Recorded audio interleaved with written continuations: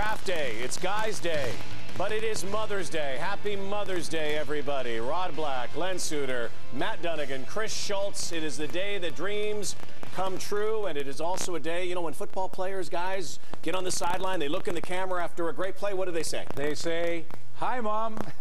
That's what they say. So happy Mother's Day. There's going to be a lot of proud mothers this afternoon when they see the results of this Canadian Football League draft. There are 774 players eligible for the draft. 47 will be picked today.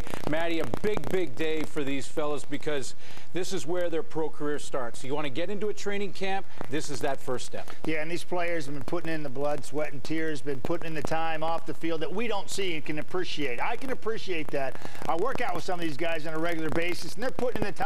But are they really running fast enough? Are they strong enough? We're fixing to find out, and these aspirations are all going to culminate today, Schultz, when hopefully they get drafted to prolong their careers. You know, Matty, what is so impressive to me is just the complexity of the draft in the Canadian college system. There are so many influences on the people that make the decisions on these kids, more so than the NFL and the three other major sports.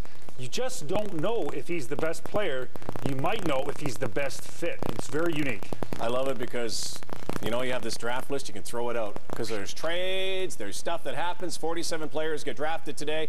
We'll have the first 2 rounds here on TSN and then the last 4 rounds on TSN.ca. Busy, busy day today. The Winnipeg Blue Bombers will select number 1. They may have taken some of the suspense out of this draft. Enoch Mwamba, the linebacker from St. Francis Xavier University, apparently is in Winnipeg. So I would think, guys, that Enoch Mwamba might be the number 1 pick, but there's a lot of other drama. With more on that, let's go back to Farhan Lalji. Thank you very much, Rod. A very special day for 47 young men who will be lucky enough to get drafted into the Canadian Football League. And while the guys up front talk about the teams and all of their needs, those of us here at the back of the bus will talk about the players, the future stars of the Canadian Football League. And we've assembled an outstanding panel to do just that. As always, to my right is Dwayne Ford, who has followed most of these guys since they were in diapers. Well, at least maybe since they started high school. Blake Nill from the University of Calgary and Steve Samar from St. Mary's are esteemed coaches. The last time I saw those guys was at the Mitchell Bowl. It was freezing that day. Hopefully they've thawed. Dwayne, normally when we talk about this draft, we talk about the offensive linemen. The CFL draft is defined by that. But this year, some skill guys front and center. Absolutely. And Farhan, it's nice to see the skill guys getting a little bit of love. And one of those guys, a young man who makes me say, wow, that's Anthony Parker, slot back for Blake Nill's Calgary Dinos. I know Blake might be a little bit mad at me for selling his player so hard to the CFL teams, but this is a young man who I think is going to be a very special player at the next level. I know there have been some knocks in terms of inconsistency or immaturity, but I'll tell you what, I'm a firm believer that Anthony Parker is going to live up to his billing and is going to become, over time, an impact player in the Canadian Football League. And Blake, he's not the only Calgary Dino. You could lose as many as 6 guys today. Tough day for you. Yes, Farhan. The 6 Dinos represent a group of 8 Southern Alberta athletes who are up for the draft today.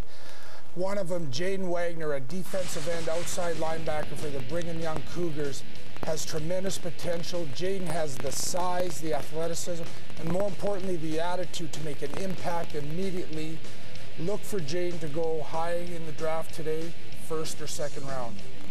Notice how he's trying to sell the BYU guys. He doesn't want to sell those Calgary guys. He needs them next year. Steve, you know Enoch Mwamba very well. You coach against him twice a year. Tell us about him. He's a phenomenal person, first and foremost. And I think what makes him exciting is also his ability on the field. Obviously, we played him twice a year for 4 years. Nobody is happier to see him go possibly number 1 by the way things are happening. He can rush the passer. He can cover in coverage. He is going to be a special teams demon and an impact guy right away for Winnipeg. And if Enoch Mwamba is indeed the top pick in the draft, you couldn't ask for a better prospect to go there in the Canadian Football League. The Mississauga native could do his interviews, Rod, in both official languages. All right, thank you. Merci, Farhan. With Commissioner Mark Cohan, we have heard that apparently a trade has been made. We'll get that to you right away, and we're going to have to go through all this stuff today. You make the announcements. Of course, you'll announce the number 1 selection shortly, but this is just kind of the liftoff to the 2011 season. Well, you see the smile on my face. This really is like the start of the season. We got preseason games on TSN this year. We got Canada Day kickoff, going back to Moncton, and then the Grey Cup in Reef Rivers, BC Place. It's going to be a great year. A lot of hot-button topics, obviously, in the offseason. A lot of movement with general managers, coaches, et cetera, but also one of the big topics expansion. We talk about it every year. Absolutely. When might we get closer to having a few more teams than the 8 we have right now on draft day? Well, you know, we always do talk about it. We're getting closer in Ottawa. Our group there is moving along on the stadium. It's a huge stadium project, so probably 2014 now, a little bit of delay on the stadium. And then we're going back to Moncton this year to continue to test the market. So we'll see where we take it, but I think there's a lot of potential out there. Thanks for being here as always. I'm excited. Thank you. Commissioner Mark Cohan, here is the draft room of the Winnipeg Blue Bombers. They will make the #1 selection. Enoch Mwamba expected to be the #1 pick in the 2011 draft. Much more ahead. Names like Enoch Mwamba, Scott Mitchell, Anthony Parker, Nathan Kuhorn, and many more to become household names today. The CFL Canadian Draft.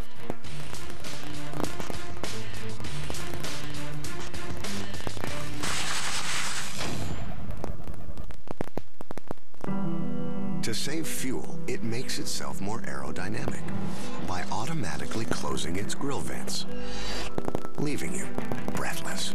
The all-new Ford Focus with active grill shutters.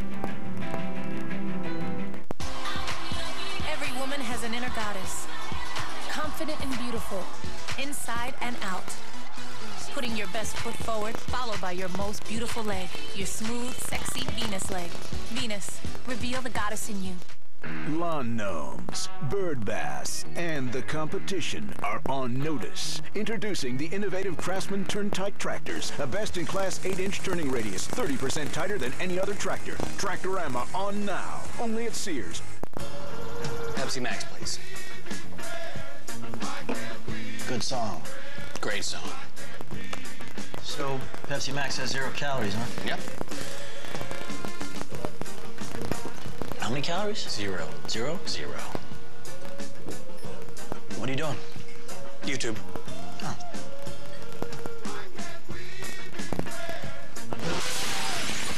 Pepsi Max. 0 calories. Maximum Pepsi taste. It might be hard to believe that the new Focus can virtually park itself. Till you actually see it park itself. The all-new Ford Focus with available Active Park Assist. Winnipeg Blue Bombers will make the #1 selection, expected to be linebacker Enoch Mwamba, the first ever player selected from St. Francis Xavier University at #1. Unless something else is cooking, we do know that a trade has been made. We will get up to date with that in just a moment. But let's take you to Winnipeg right now and join Sean Churchill. Sean. Thank you very much. For the first time since 1975, the Winnipeg Blue Bombers will select first in the Canadian College Draft. And the Bombers have made no secret that they plan on taking the most dynamic and most athletic player available. And they believe that is Enoch Mwamba from St. Francis Xavier, a linebacker. His size, speed, and strength helped skyrocket his stock over the last 6 months.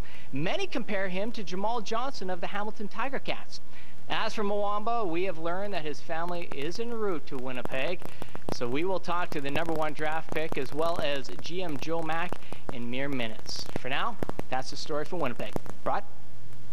All right, so Enoch Mwamba likely to be #1. We always say likely. We have to hedge our bets here, guys. We know what happens. Apparently a trade has been made. Commissioner Mark Cohan will tell us more about that in just a couple of minutes. But what about the Winnipeg Blue Bombers? Again, we talk about the draft order. It's obvious that the worst team picks first, and you go down to the defending Grey Cup champions, the Montreal Alouettes. But this is the first time in a long time the Blue Bombers have #1. By the way, it was Steve Scully, an offensive lineman back in 1975 that was that first pick.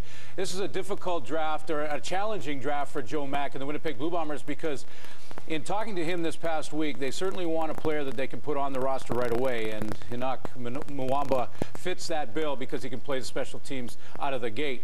But I would make the argument that a receiver is something that should be high on their priority list in Winnipeg, because it's been a long, long time, Maddie, since they've had a good receiver, probably back to when you were throwing to Gerald Wilcox was the last great Canadian receiver. I know they have Brock Ralph, but I think they can use one. Yeah, and then you got to go back to even further. Joe Pop, you got to go to Rick House, you know, but they haven't had that standout Canadian receiver. But, you know, can the receiver, like this young man, can he produce on special teams where they were simply annihilated last year. I know Kyle Walters, and especially the coach, could use a lot of help there, but this kid right here, Watson, he's going to be expected to step up and make some plays for this football team and do it now because they definitely need offensive production there, Schultz. Well, we had two thoughts for the Winnipeg Blue Bombers. We discussed that maybe the best thing they could do is protect their quarterback at all costs, but the second best thing they could do is take the best athlete. Now, there is athletic ability, and then there is explosive ability. And Enoch Mwamba, he has that ability to go from a standing position to full speed within 2 or 3 yards. And that's something you can't coach. That's something you're gifted with. So he has a bright future because of explosive ability. Big picture, of course, is the Winnipeg Blue Bombers need some help in a few areas. They lost a lot of close games, and that's another issue that we'll talk about as the Blue Bombers move closer to selecting number 1 and Enoch Mwamba, who's expected to go. Again, the trade on the table right now. Let's go back to Farhan Lalji. Yeah, and as we await word on that trade, there's a few different dynamics that play into this draft that we're not used to seeing, and one of them is the Von Martin effect. I mean, he's a guy that's out there, and if you were grading players that were the best players top to bottom, he might be number 1, but he's not going to go number 1. No, he's not. And Von Martin, of course, a graduate of the University of Western Ontario. Of course. Von played there for 2 years, went to the NFL as an early draft entrant. So he's a guy who's got 2 years of NFL experience. Now it becomes his Canadian Football League draft year. Some uncertainty for a guy like him as to when, if ever, he will be reporting to a Canadian Football League team. So you're not going to see arguably the top guy or one of the top guys go near the top of this draft. Well, and the guy at the top of the list is Philip Blake from Baylor. Danny Watkins played at Baylor. Danny Watkins was a guy that was off the NFL radar. He went right up to the top of it. How does that impact the GM's thinkings? Well, Farhan, drafting futures is always dangerous. Teams need impact now. When they draft for the 2011 season, they expect to see those kids in at training camp. Look for Phil Blake, maybe to be passed on a little later as he becomes a little bit more of a secure prospect. And I think we're close to being ready to announce that trade. Should we send it over to the commission? Oh, we're going to Rod Black. Sorry. All right, well, then you hand it off to me, and then I'll hand it off to commission as well. Let's go over to Commissioner Mark Cohan right now with the announcement of this trade, the first one of the day. All right, here we go. Thanks, Rod. Thanks, everyone. Here's the trade report. BC has traded the 3rd overall pick, the 26th overall pick, and the 34th overall pick to Calgary in exchange for the 6th overall pick, the 11th overall pick, and the 37th overall pick. Okay, now with the first pick, here we go, guys. With the first overall pick in the 2011 CFL Canadian Draft, the Winnipeg Blue Bombers select Enoch Mwamba, linebacker from St. FX University. Congratulations. No kidding. There it is. There's the worst surprise of the day. Enoch Mwamba, congratulations. You are the #1 selection. Enoch, whose brother last year was drafted by the BC Lions. They call him AO because he's all over the field. He is the first ever member of the X to go #1 overall. Let's go join our guru now, Dwayne Ford. The thing that makes Enoch Mwamba #1 in this draft, you've got a couple of factors. #1 to me, he is ridiculously athletic, and this is what the Winnipeg Blue Bombers like about him. They said they wanted the most dynamic player in the draft, and you can certainly make an argument for this young man. And the other factor to me is supply and demand. It's very difficult to find a Canadian linebacker who can do the things that Enoch Mwamba can do. The Winnipeg Blue Bombers have got themselves a rare specimen. And Steve, again, you've seen this guy so many times. You've coached against him twice a year. Top defensive player in the country. Tops in the AUS. Just what makes this guy such an impact guy? He's an intense guy, and I think that's one of the things that has shown once he got into the testing and that they really got to see that his personality, when you speak with him, he's a very low-key young man, but when he actually gets on the field, he likes to bring it, and he brings it hard every play. Special teams is always a big deal. I mean, is he going to be able to make an early impact in that side of the game as well? Absolutely. I mean, he can run down the field, cover people, he can block on punt team. There's a lot of things that he can do right away. I think it's a great selection for Winnipeg. Now, when you talk about a player like that, I mean, he's still a young guy. What's his maturity level like? Can he prepare to be a pro? Absolutely. I think the thing that was most amazing is when he had his acceptance speech for the CIS Defensive Player of the Year. I think he wowed the entire room, and a lot of that was the maturity, French and English. I mean, this guy is a superstar in the making. And Rod, circle July 28th on your calendar. That's the day the BC Lions travel to Winnipeg to take on the Blue Bombers. And Koshi, Enoch's younger brother, hopefully is on the field for the BC Lions then. Could be a little family rivalry brewing. Koshi was selected 34th overall last year. His brother, Enoch Mwamba, #1 overall. And they're cheering in Antigonish, Nova Scotia as well. The X have a #1. Enoch Mwamba is a Blue Bomber.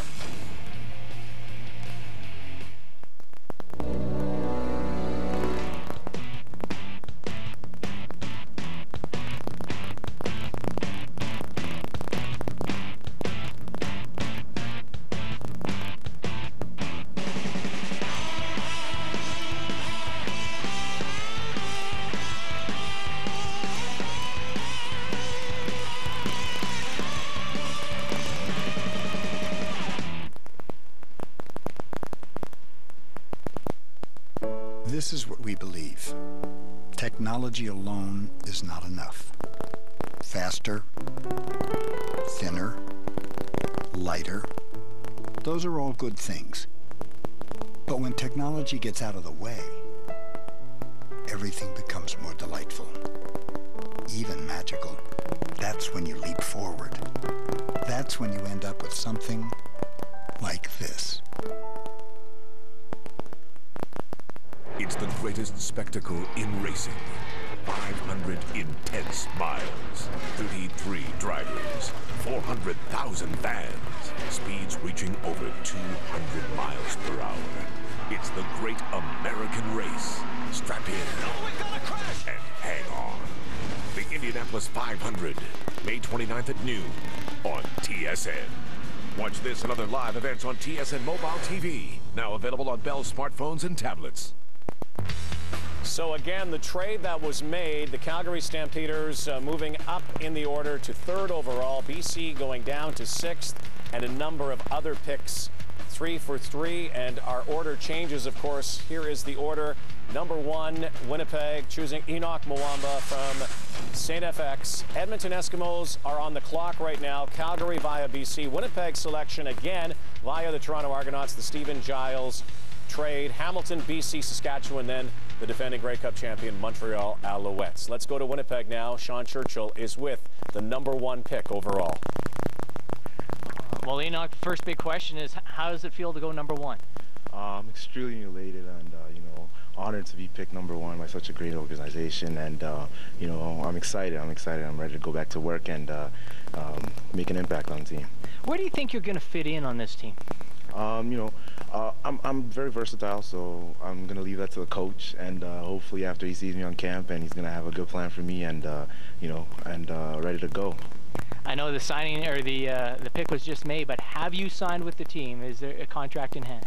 That's being dealt with my agent and you know, the Winnipeg Blue Bombers, so I'm sure it's going to be done real soon.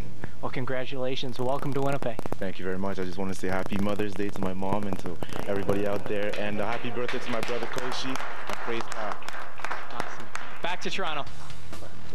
Does a kid want to do anything else? Mother's Day, birthday? How about that? #1. There you go. Okay, Edmonton Eskimos, guys, on the clock right now. Kamal Peterson, released the other day by the Edmonton Eskimos. Does this change their MO in this draft? First of all, I think, you know, Eric Tillman is really putting his mark on this football team in a hurry, Rod. When you consider all the moves that Eric Tillman has made throughout this offseason, the first thing he said when he got into Edmonton was that he wanted to improve that Canadian talent. This is where he can do that. You mentioned Kamal Peterson. I agree with you. Again, I'm going to kind of stick with receivers here. Andrew Nwaki's out there at that wideout spot. I know he's been a consistent performer, but with no Kamal Peterson, receiver, again, I have to believe is a top priority here, Matty, for the the Edmonton Eskimos? Yeah, glaring weakness, I think, for the Edmonton Eskimos and Ricky Ray's receiving core. You know, just not a lot of numbers and Canadian depth there to throw the football to. You know, they've been basically without Kamal Peterson for the last year or so because of his Achilles injury and going back and forth with that. But I can tell you that Tyler Scott's in camp. That's a young and up-and-comer there, but I would definitely look at them possibly trying to gain some more depth there, Schultz, at the receiving core position, because we know how important that is for Ricky Ray to have the opportunity to throw the football. Well, when you assess Edmonton, they allowed way too many points throughout the Canadian Football League season, and they had a dreadful start. So those two things cannot be reproduced this season. But at the same time, they got a quarterback in Ricky Ray that did not have his best year. And there's a couple of offensive linemen out there that I think they will try to get to protect Ricky Ray, because if you get that Canadian kid, you're getting a kid that may be there for 10 years, Glenn. Right, Schultz. And you know, we could say, I think, that an offensive lineman is a great choice in the Canadian Football League draft anytime. I mean, that's always a good one. That's a given.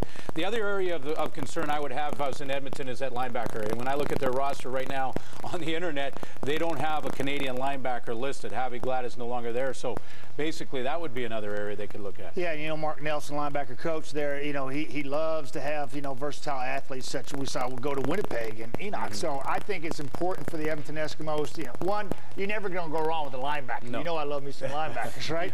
Offensive line, it always starts there. So, guys, I'm in completely agreement with you guys about this. Linebackers, offensive linemen, you can't go wrong either way. Scott Mitchell's name prominent right now. The funny thing about all of this, guys, we talk about so many of these players, and we also have to think a couple of years down the road. Doesn't happen right away.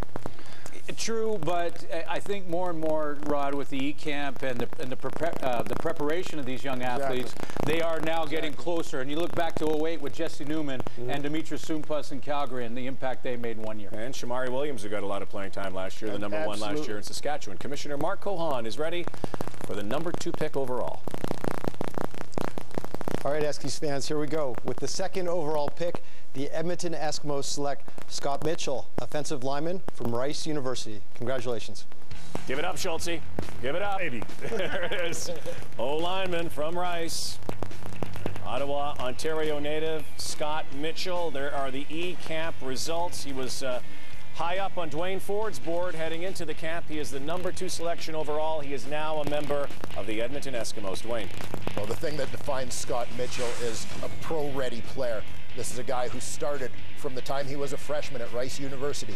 4 years. Has played primarily at the left tackle position, showed some versatility at E-Camp, so he's a guy who may be able to move inside, play some guard, possibly even center.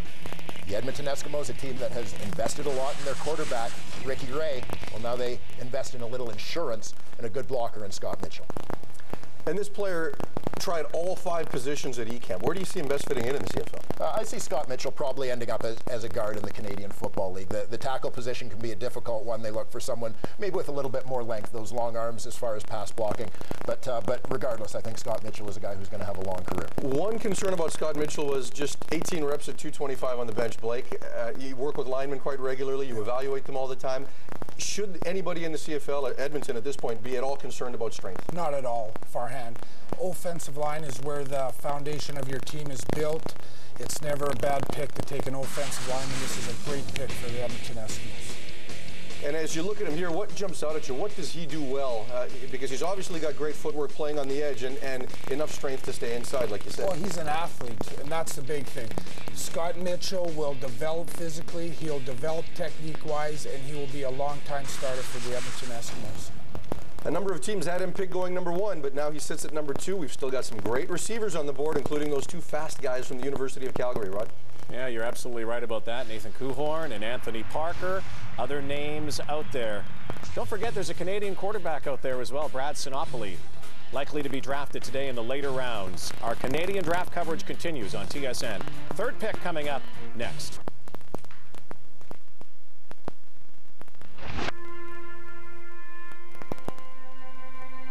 Wide side 2 as they empty the backfield. Durant throws, pass inside complete. Here's Claremont towards the end zone. Touchdown Riders, and Saskatchewan wins the final Tiger in the heart of the BC Lions.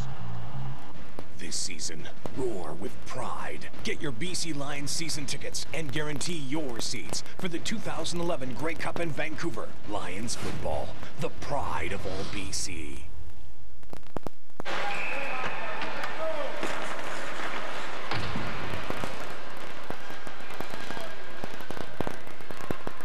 On May 28th, donate $1 in store, and Canadian Tire will make it 3. When we first bought the house, the lawn was nothing but brown. So I called my father-in-law. You know, he's really good with the lawn. He knows exactly what to do. Well, I told him you're Scott's Turf Builder. He said, well, I got this other stuff, and I told him take it back to the store. But some brands have filler like sand and gravel, stuff you don't want on your lawn. Scott's Turf Builder is pure food. Every granule's 100% nutrition. You get what you pay for every time. You see what happens, Tim, when you listen to your father-in-law? All food, no filler. That's the Scott's advantage. Ladies, does the fresh scent of Fiji make your man smell like a never-ending tropical sunset? Personalized love song melody? Romantic puppy surprise? Yes. This is Eric Tillman with the number 2 pick overall. The Edmonton Eskimos are pleased to select Scott Mitchell, offensive lineman, Rice University, number 500.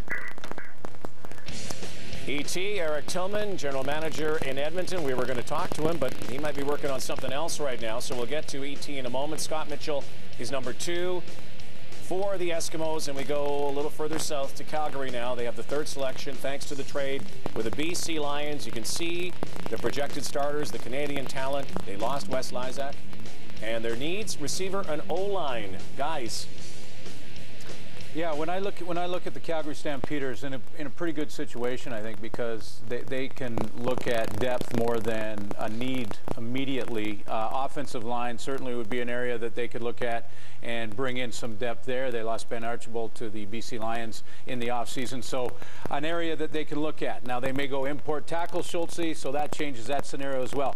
I'm kind of interested with them at safety as well, because with Wes Lysak now at Toronto Argonaut, he was kind of their insurance policy. Eric Fraser and Terrain Allen were the next guys to go up, but are they ready? See, that's an interesting question, because I don't know if they are 100% ready, because you had a guy in Wes Lysak that had tremendous experience in this football league, and he knows the receivers. He knows them intimately as players. So that was a big-time loss for the Calgary Stampeders. So if they do believe they have a player who is ready to step in that has that experience, then I wouldn't go for the safety position. But I think it's tough to take a young guy, put him in that position, because you make one wrong decision.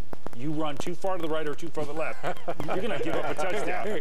I'm sorry, I didn't mean to be looking at you. I've been there, my friend. He was staring at you. Sorry, he was staring at him. Yeah, that was a shot. I've been there. Eric Fraser, Terrain Allen. I've been working out with Terrain Allen all offseason. This kid, you know, he's coming prepared for training camp. I can tell you that. I don't see the Calgary Stampeders going there. They got rid of Wes Lysak because I think they thought he was long in the tooth, and Toronto picked him up, I think, for some leadership in the locker room and on teams go along with Brian Crawford and Jeff Johnson. So I think that's a good mix for both football teams. But I see the Calgary Stampeders looking at receiver position. I really believe that the loss of Ryan Thalwell, although he's been nicked the last couple of years, I think they need to find a replacement there and some production. And Matty, there's some good ones on the board. I mean, and again, I know that's why they traded up probably to get and they don't have to go far. Guess what? They don't have to go far.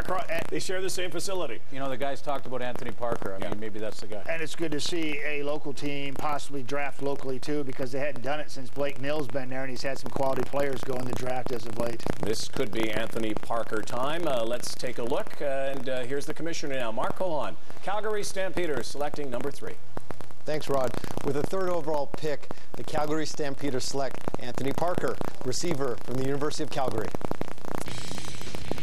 He's a stud, Anthony Parker, son of Anthony Parker, who played in the Canadian Football League. Had a tough time at the Vanier Cup, bounced back with tremendous E-Camp results, is a tremendous receiver, big time. Let's join Dwayne Ford.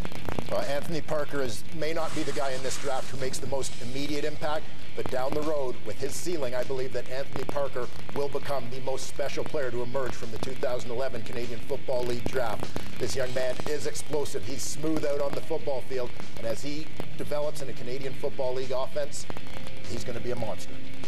Blake, you know him so well. Just talk about his limit. Does he have one? It's everything you hear lends you to believe that this guy could be one of the greatest Canadian receivers of all time. Well, I believe so, Farhan. The thing about Anthony is he's far from reaching his limits. He will continue to develop. I'm happy to see this. I think in Coach Huffnagel's system, with Coach Huffnagel's discipline and structure, you will see a quick improvement in Anthony's game. and look for him to reach the limits that we often reserve for import receivers. And it's a great pick. I'm happy to see him staying in Calgary. Now, we've heard some things that maturity has at times been an issue, work ethic, consistency. How much does staying at home help in that development? Again, I think that's a big factor. Anthony is a kid who's matured a lot in the last 2 years, will continue to mature. And again, having him stay at home, staying where he feels good, where he's comfortable, it will only help him reach his development stage quicker than possible. Steve, you've coached against him in the last 2 playoffs in bowl games. When you prepare for Anthony Parker, what do you need to take away? Well, the thing is, you can't take everything away. You know, Blake and his staff did a great job of finding ways to get him the ball. They would hand him the ball, they would release him downfield. I think the first time we played them, he absolutely killed us. We made a conscious effort to stop that.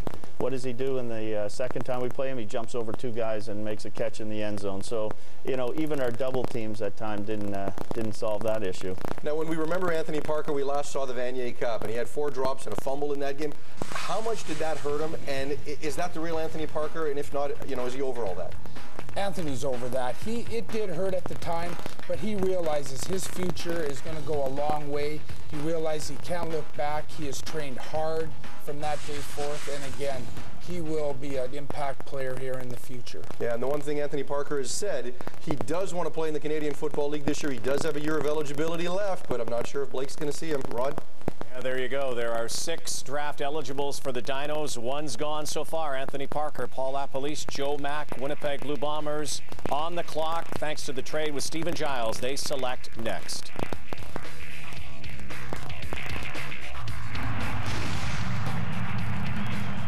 The 2nd overall pick, the Edmonton Eskimos select Scott Mitchell, offensive lineman from Rice University. With the 3rd overall pick, the Calgary Stampeders select Anthony Parker, receiver from the University of Calgary.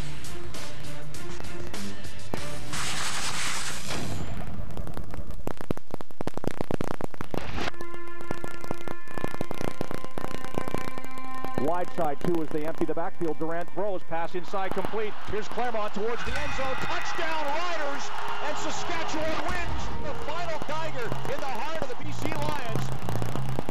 This season, roar with pride. Get your BC Lions season tickets and guarantee your seats for the 2011 Grey Cup in Vancouver. Lions football, the pride of all BC.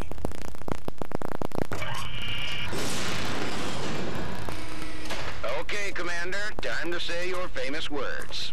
That's one small step for man, one giant leap for men. Boy, Houston, we have a problem. Ah, jeez.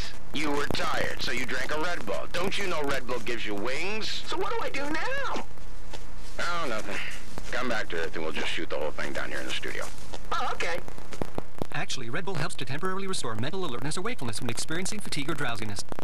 Upgrade to Stride 2.0? No thanks, man. My Stride gum still has flavor.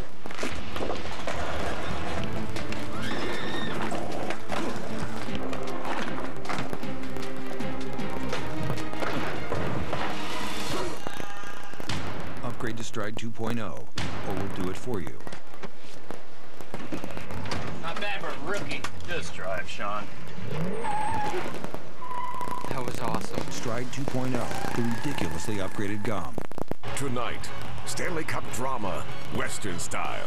Darren Helm's late-game heroics saved the Wings in Game 4. But the Sharks still lead the series 3-1 and are coming home to the Shark Tank. Can 41-year-old Nick Lidstrom and the Wings continue their uphill climb? Scores! Wings, Sharks. Game 5, tonight on TSN. Watch this and other live events on TSN Mobile TV. Now available on Bell smartphones and tablets. That's Hockey Tonight host Steve Koulias. In the NHL, you need to win 16 playoff games just to win the Stanley Cup. From Game 1 to Game 7. From the first round to the Cup final. It's a marathon, not a sprint. It's a war of attrition. He's hitting everything in sight. Ice packs, cuts, bruises, stitches. That's what it takes to win hockey's holy grail. That's Hockey Tonight, playoff edition. After the final horn, nightly. TSN Radio, the evolution of sports radio. is finally here. Let's go. This is Mike Richards in the morning. Today, you might want to wear a helmet. TSN Radio 1050, the evolution of sports radio.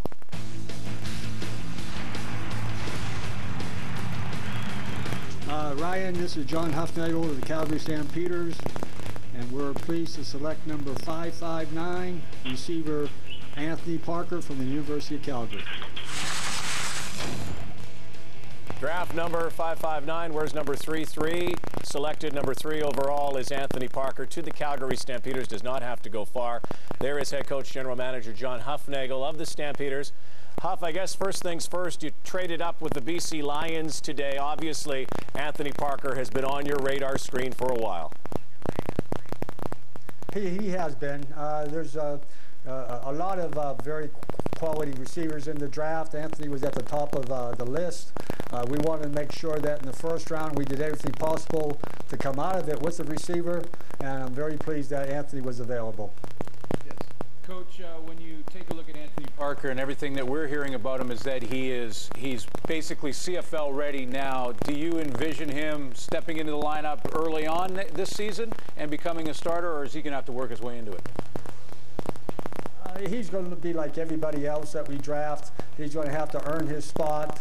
You know, with our selection in the supplementary draft last year with Johnny Farzani and now acquiring Anthony Parker, we have two young, very fast receivers that will give us great depth at that position. John, Matt Dunnigan here. I got a question for you. A lot of people say that Anthony Parker may be a year or two away from being a legitimate starter right away, and you got a young man at the University of Calgary in Cohern, too, a receiver that some say is ready now. Why Parker over Cohern at this point? Well, like I said, we spent a lot of time, Matt, investigating these players, studying them. And like I told you, there are a lot of talented receivers in this draft. I went with a person that is a strong player. He had the second most bench reps at the evaluation camp. He's the fastest player, and in my mind, the most explosive player. John Huffnagel, thanks so much. I know you're busy. Any more deals? Can you tell us? Come on. I think we'll try to get back and have a good day, guys. I guess that's a no. Yeah. Quarterbacks. Let's talk about Winnipeg, guys. They get another selection here.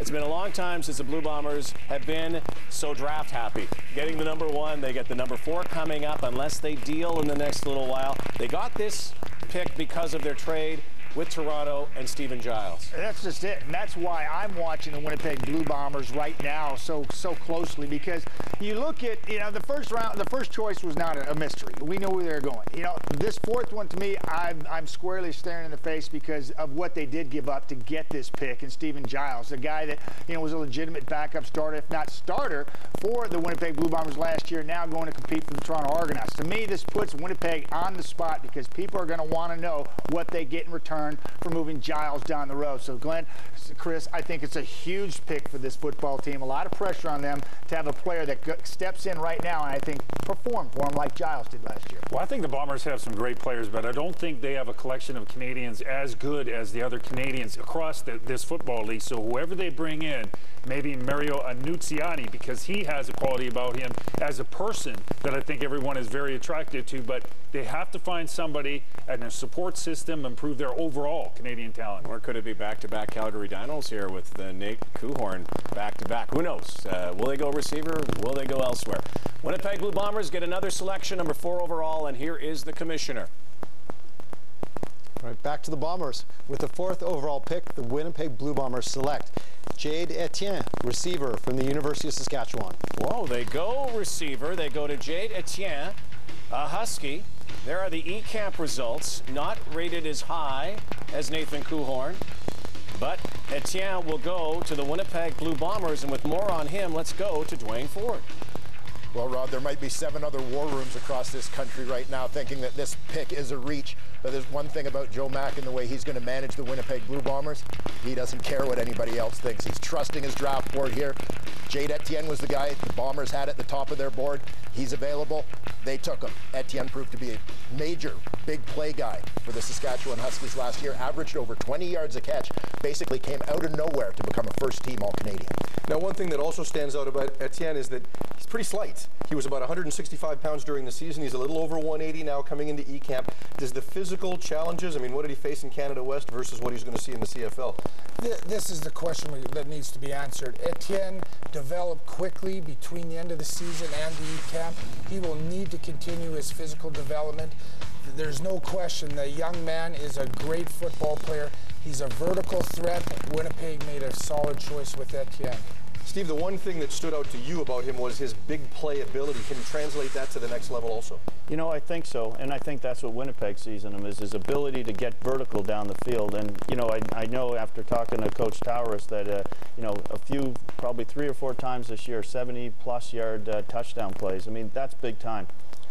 Dwayne, you had him as your 4th-rated receiver behind Iannuzzi and Kuhorn, along with Parker, who's already been taken. What does Winnipeg see in him that puts him above those two? Well, I think the big thing in Jade Etienne is upside. This is a guy who's 21 years old. Guys like Kuhorn and Iannuzzi are a little bit older. They've got a couple years on him. And so in Jade Etienne, you've got a guy who hasn't played a ton at the CIS level yet. He's going to get more reps. You talked about his weight was about 160 or 165 during the season, up to 184 at the E-Camp. He's going to fill out a little bit more. They feel like this guy, his ceiling may be higher than guys like Iannuzzi and Kuhorn. Yeah, and it's a fairly big need for the Winnipeg Blue Bombers. They need to get better at Canadian receiver. They've got a chance to do that with Jade Etienne. He's got tremendous upside and may get another chance in Saskatchewan to just get a little more polished as he goes into his CFL career. Rod? All right, thanks, guys. Jade Etienne goes number 4 overall. And the Edmonton Eskimos have made a trade. We'll tell you about it when we come back. Hamilton's scheduled to select next, but a trade looming. We'll tell you about it.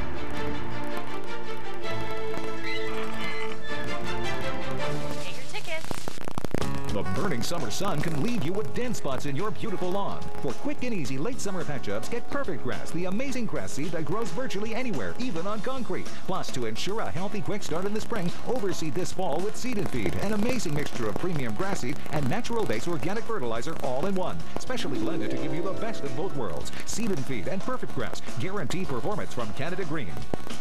Available at these and other fine stores. On the season finale of The Amazing Race. Who will step it up? Yeah! And who will fall behind? No, we gotta get on that one.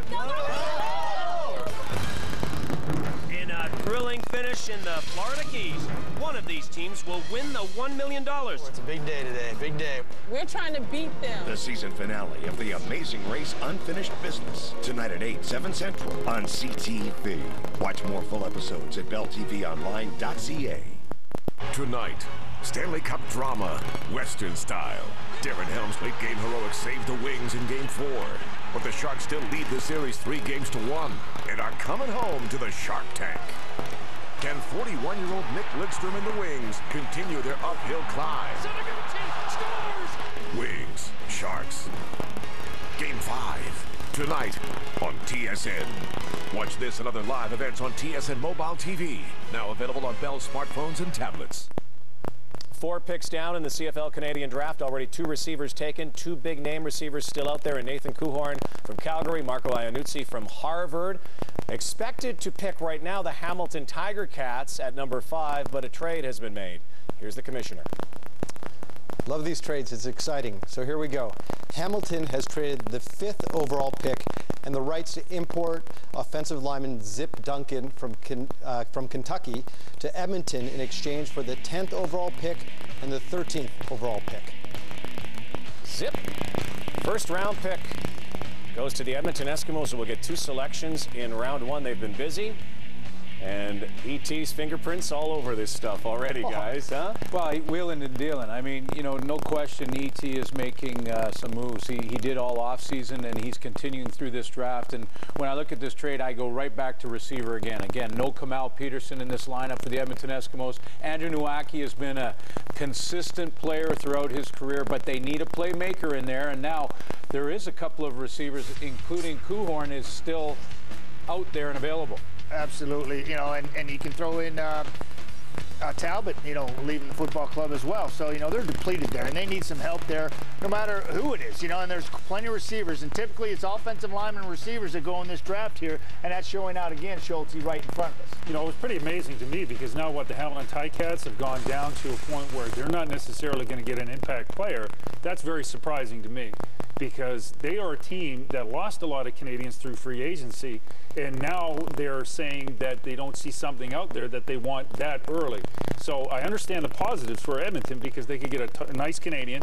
The Eskimos want to get younger and faster, but it doesn't make sense to me with Hamilton. Schultz, I wonder if Eric Tillman looked at the Jade Etienne pick and saw that coming and then tried to move up a little bit to get a receiver in here at this point. And the BC Lions, again, made that deal earlier. They like Marco Iannuzzi, who's on the board as well. But it's a new era for the Edmonton Eskimos. The ET back there, Kavis Reed, you know, there's some new thought, new direction, and they can't keep doing what they've been doing the last couple of years, Matty. No, and I find this quite interesting how many teams are making moves right now, and I think that's a reflection of the talent that's out there, the work that these kids and these programs are putting in, and these players, you know, being so diverse, you know, so diversified, being able to bring as much to the table when teams force teams to make moves like this. Quite interesting. This is what the draft is all about, and I'm loving it right now. Blake Nill's kind of a proud papa back there today. I wonder if he's going to be proud with this selection as well. Might it be Nathan Kuhorn? Let's go to the commissioner.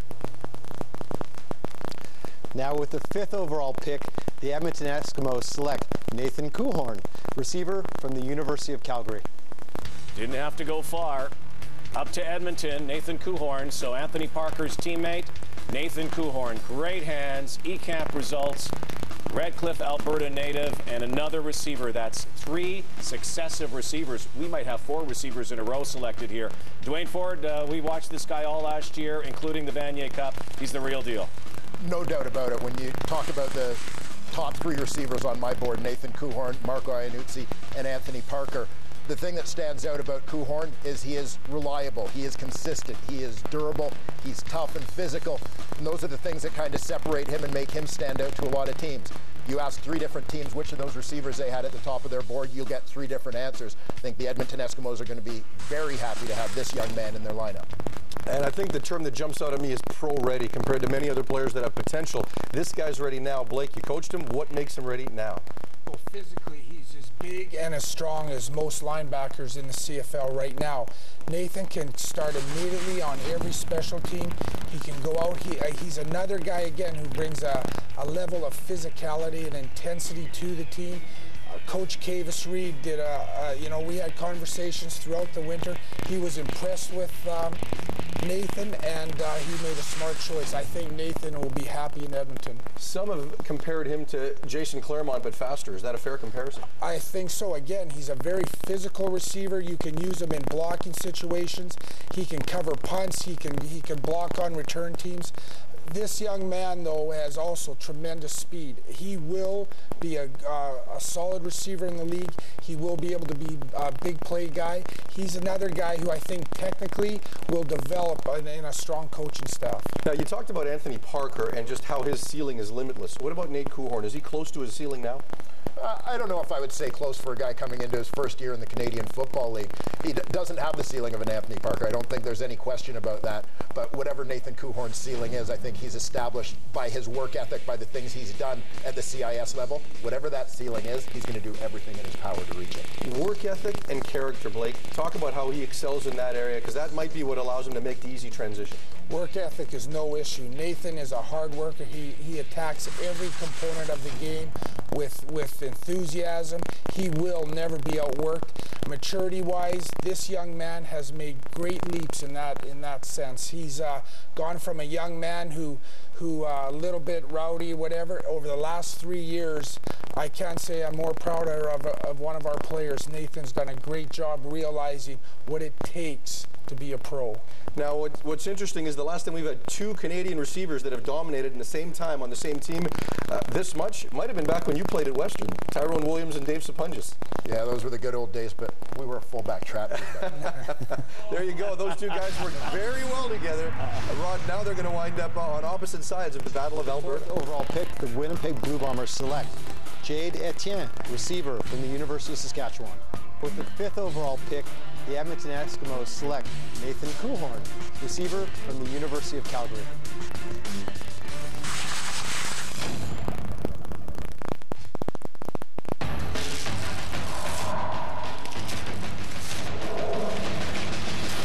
Get your game face ready. Stampeders season tickets start at just $139. Visit stampeders.com to get yours. What's the difference between Sea-Doo and other watercraft? Sea-Doo is the only watercraft with intelligent brake and reverse, so it can stop up to 30 meters sooner than other watercraft. Which means more control than you've ever had on the water. And effortless maneuvering at the dock. Sea-Doo, ultimate control on the water. How'd you like a lush, beautiful green lawn? Introducing High Density, an amazing new grass seed formula from Canada Green. High Density's massive root system helps crowd out weeds, leaving you with a lush, soft lawn that stays green 4 seasons of the year. Shade, hot sun, or drought conditions, no problem. And look, still green under all that snow. Establishing a new lawn or overseeding. With High Density, you'll have to look hard to find a weed. Available at these and other fine stores.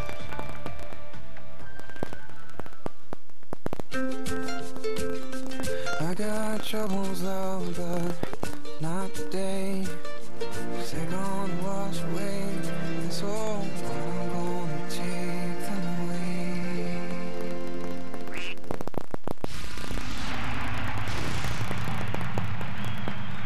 Ryan, with the 5th overall selection, the Edmonton Eskimos are pleased to select player 159. Nate Kuhorn, wide receiver, Calgary Dinos. Eric Tillman wasting no time as general manager of the Edmonton Eskimos. Scott Mitchell goes number 2. Nathan Kuhorn goes number 5. Joined now by E.T. in Edmonton. I think we got him. Hello, Eric. How are you? Happy Mother's Day. Yeah, well, thank you. Well, it's been quite a day so far for you, and I know you're not done yet, and you got to get back to your war room. Tell us about the 2 selections. First, let's go to Scott Mitchell, and then follow it up with Nathan Kuhorn. Well, you know, both of them are outstanding people and players. With Scott first, you know, he's a guy that played left tackle at Rice University. We view him initially in this league as an inside guy. At the workout in Toronto, he jumped in and he took reps at right and left guard. At center, we think he's very versatile during the course of a game. If he's playing inside for us and we have a tackle go down, we know that he can step in and play at a high level, and we think that he has a long future in our league. That's live television. Something just collapsed here. In terms of Nate Kuhorn, I hope that's not an indicator of our season to come. And with Nate, I mean, it's you've got Blake on the panel, and he knows better than any of us. You know, he's a guy that not only is a great receiver, but he's outstanding when he does not have the ball. And I look back at Saskatchewan, and one of the reasons that we were successful with guys like you know, Rob Back, Chris Getzloff, Andy Fantuz, Jason Claremont, those guys, where they ran every backside route hard, where they blocked like it was just as important as catching the ball. That's what you get with Nate, and we feel very fortunate to have both of these young men. Eric, quickly, we'll let you get back, but you had to make that trade with Hamilton. Were you worried you might not get Nathan Kuhorn right there? Well, there were a number of guys on the board we were comfortable with. We certainly have great respect for Anthony Parker, and quite frankly, we would have looked at, we considered Hugh O'Neill. I think he'll go in the next 2 or 3 picks. We had 2 clubs that tried to trade up with us to get Hugh O'Neill. He is an outstanding dual guy and a great kid, but we just felt where we were that Nate was too good to pass up. All right, Eric, get back to your war room. Thanks for joining us. Okay, be well, guys. All right, so Nathan Kuhorn goes to the Edmonton Eskimos with that selection. Let's go to the BC Lions guys who are up next, and guess what? Talking receivers again. You know, they are talking receivers, and I wonder that now that a few receivers are off the board, do they change gears? Because when you consider the BC Lions guys, you talk about a guy like Brent Johnson on the defensive line. I know it's not real strong this draft as far as D-line, but Brent Johnson's probably got 1 more year, may not even start. They may go with imports there, but they could use the Canadian depth. Yeah, and I'm just, you know, I'm just dumbfounded when it comes to the difference in the way people are seeing this. Schultz, you talked about the complexity of this draft and how different departments look at players differently. 3 different receivers, 3 different takes in all 3. You know, you go, Jade Etienne came off the board. Couldn't tell you where it came from, right? And then Schultz, I think it's you know, BC could be going that department as well. You know, BC Lions, 5 players they drafted last year still on that football team will be back this year. This could be their 2nd year in a row with the great draft. That's right. Remember last year they also picked Danny Watkins as well, who ended up an NFLer. Could it be 4 receivers in a row? Let's find out. Commissioner Mark Cohon. Thanks, Rod. With the 6th overall pick, the BC Lions select Marco Iannuzzi, receiver from Harvard University. 1, 2, 3, 4, and a smart guy too. Oh yeah. Oh hey. Smart guy. Harvard. Harvard. There it is. There are the eCamp results. This guy impressed at eCamp. Is that a legitimate 40 time 4.20? Well, why don't we? No, that's incredible. Yeah. Yeah, I think that might be a typo. Yeah, well, that was on Red Bull. I'd take that typo anytime. That's right. GPA. Here he is. Here's Dwayne Ford. I think they might have put Suits 40 time on there by mistake. But Marco Iannuzzi, this is a guy, I'm going to go out on a limb and say, while I refer to Anthony Parker as the guy who has the highest ceiling, I think Marco Iannuzzi could be the guy in this draft class who has the biggest impact in 2011. He's another young man who's ready to play. If not for some injury issues at Harvard, would have had a dominant career there statistically, but a big play guy, great speed. To me, next to Parker, the 2nd most explosive guy here. Now, every year you're going to get a GM who says, I had my guy rated higher. We got him at a steal. The BC Lions really did have Marco Iannuzzi at number 3 on their board. Yeah, absolutely, and I credit the BC Lions for the trade that they made, moving down from 3 to 6. They would have been quite content to take Marco Iannuzzi at number 3, but they knew they could still get a good receiver moving down. Not only did they get a good receiver, they got the guy they wanted. Congratulations to the BC Lions on this move. Blake, you know all about this guy. He's from the Calgary area. You recruited him. What makes him special? Well, Marco Iannuzzi is from St. Francis High School in Calgary, you know, a powerful high school football program. He's just an outstanding athlete. I remember trying to recruit him as I arrived into Calgary, a little late on the scene, but I'll tell you, the guy athletically is as good as we have on the draft today.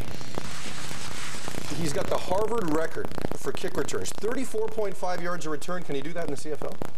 Well, he's going to get an opportunity to do it, and I'm excited to see it. You don't see a lot of Canadian guys in the return game, but he's done this at the NCAA Division I level. Let's give him a shot. He needed 3 tries to get into Harvard. He wanted to do this so bad it was his dream, and while he was waiting, he played junior football. His teammate at the time, J.R. LaRose, you'll get to rejoin him in BC. Rod? There you go. Thanks, guys. Coming up next, the Saskatchewan Roughriders, the penultimate pick in the 1st round, 7th overall. And Andy Fantuz has gone to the Chicago Bears. There's a kicker out there named Hugh O'Neill. Might the Riders be thinking about him?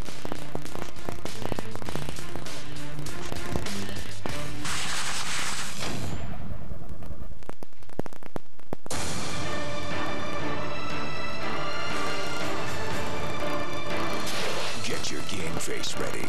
Stampeders season tickets start at just $139. Visit stampeders.com to get yours. When it comes to keeping small spaces fresh, some cones can dry out quickly. That's why there's the Febreze Set and Refresh. 100% scented oils eliminates odors for 30 days for freshness from start to finish. The small space odor solution that's a breath of fresh air. The Febreze Set and Refresh. Want a beautiful lawn? Get Velocity Patch, an amazing new grass seed. Watch this incredible head-to-head comparison with a major competitor here and Velocity Grass on this side. In days, Velocity Grass had a healthy growth of beautiful green grass. The expensive major brand? Well, the picture speaks for itself. Don't be fooled by fancy packaging. Get proven results like this, guaranteed, with Velocity Patch from Canada Green. Available at these and other fine stores.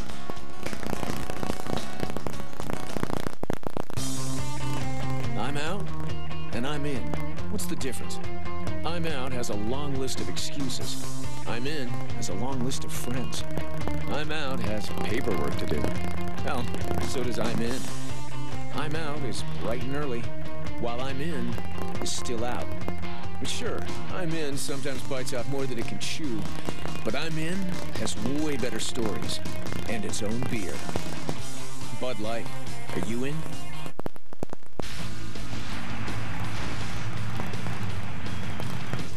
This is Joe Mack again with the 4th pick in the first round. The Winnipeg Blue Bombers are proud to select Jade Etienne, wide receiver, Saskatchewan, number 225. Joe Mack attack in this first round. 2 players selected in the first round. Historical day, really, for the Winnipeg Blue Bombers. Enoch Mwamba going number 1, Jade Etienne going number 4, and Sean Churchill standing by with the Winnipeg Blue Bombers general manager. Well, Joe, 2 picks in the first 4. We'll start with number 1. What was it about Enoch that really drove you to him? Well, Enoch, I think, had the whole picture. I think he was one of the best linebackers coming out of the CIS that I've seen in a long time. He's a very hard worker. I think he's a quality person. Loves football. He's very aggressive, hard hitter, plays all out all the time. So we just thought it was a great pick, and we felt definitely that Enoch was the best pick for us in this draft. Number 4, Jade Etienne. What do you like about him? We really think that Jade's on the come. He's a tall receiver, almost 6'3". This was his first breakout year. He actually came in as a kicker originally, so he's actually overall a very good athlete. But he made a lot of big plays. He averaged over 20 yards of reception. He was also much more physical than you would think. Very, very competitive. We think he has a chance to be a top flight receiver in the CFL. 4 more picks in this draft. Is there a chance that you would swing a trade? Possibly. I mean, we're obviously want to be aggressive all the time. So we had a lot of people inquire about both of the picks, number 1 and number 4. We felt strongly that we're going to sit at number 1, obviously, with Enoch, and same way with number 4. We're actually wringing our hands a little bit to make sure that Etienne would still be there because we think he's a really fine receiver. So we feel very fortunate to have both of them, and I'm sure we'll be aggressive in the rest of the draft. Thank you very much. Let's go back to Toronto. Thank you. All right, thank you, Sean. Thank you, Joe. Winnipeg Blue Bombers, this is really signifying a new trend, a new era for them in so many ways, Schultze. Well, I like what Winnipeg's doing because in the past history, they've always used their early Canadian college draft picks to try to set up good players down the road that happen to be of American education, and that catches up to you in the long run. So the fact that they've been able to find 2 Canadians means a lot for this organization. As long as they keep improving that, then they're going to continue to improve as a football team because we've said it a million times, you win with the quality of your Canadian players. Saskatchewan Roughriders are due to select right now, but we understand there has been a trade, so let's go over to the Commissioner, Mark Cohan. Great. Thanks, Rod. Yep, we have another trade. Saskatchewan has traded the 7th overall pick to Toronto in exchange for the 12th overall pick and the 27th overall pick. There it is. Saskatchewan was on the clock, so now the Argos move up into the first round. 7th overall pick coming up right now, and there Saskatchewan will move down to number 12. So adjust accordingly at home. Need a lot of white out here today, guys. So the Toronto Argonauts, Jim Barker, moves up. What do you think? Well, when I look at Jim Barker's roster, I think one of the big question marks this offseason for him has been Adriano Belli and what he was going to do and whether or not he would sign a contract. I think probably the organization is looking as if he won't, although that's not been announced and we're not sure yet. But then you go to the defensive line there. But again, when you look at this pick for Jim Barker, he's moved up for a reason. Now, I wonder if there's enough receivers left, because that's an area too. Well, I think also when you looked at the Toronto Argonauts, they may be influenced by futures. And if they can find a player that they feel will be part of that organization. But the bottom line with them is they may have gotten their quarterback for the future when Stephen Giles competing with Cleo Lemon. That was their best move the entire season. Well, we will see what the Toronto Argonauts. They are ready, and so is our commissioner, Marco Hahn. With the 7th overall pick, the Toronto Argonauts select Tyler Holmes, offensive lineman from Tulsa University. O-lineman from Tulsa, Tyler Holmes. There you see the numbers. One more season of eligibility. 6 feet 4 inches, 305 pounds, out of the nation's capital. Dwayne.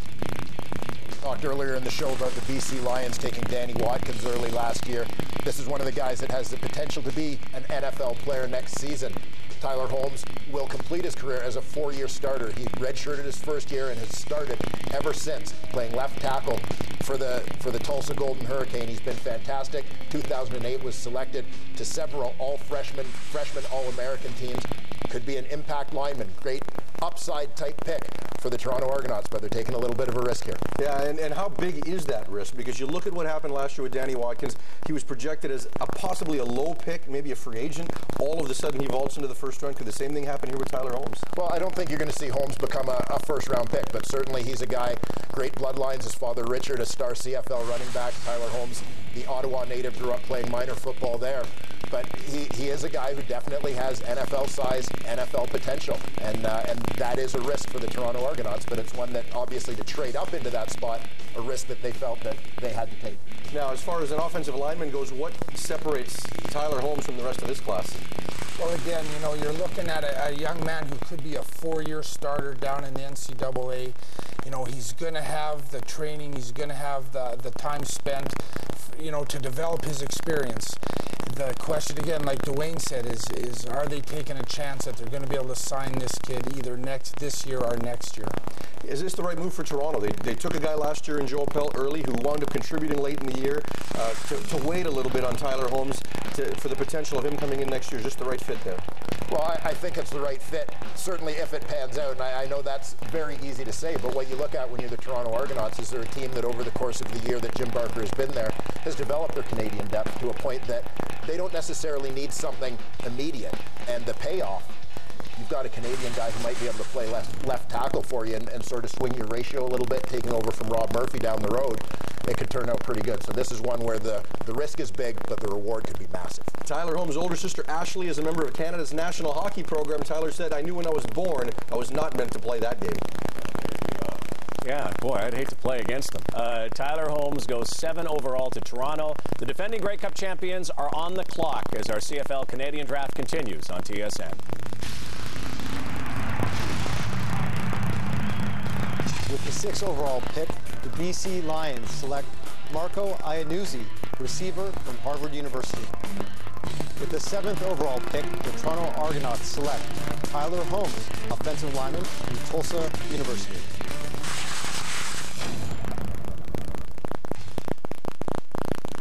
If you don't have an iPhone, you don't have an iPod in your phone. With your music and your playlists.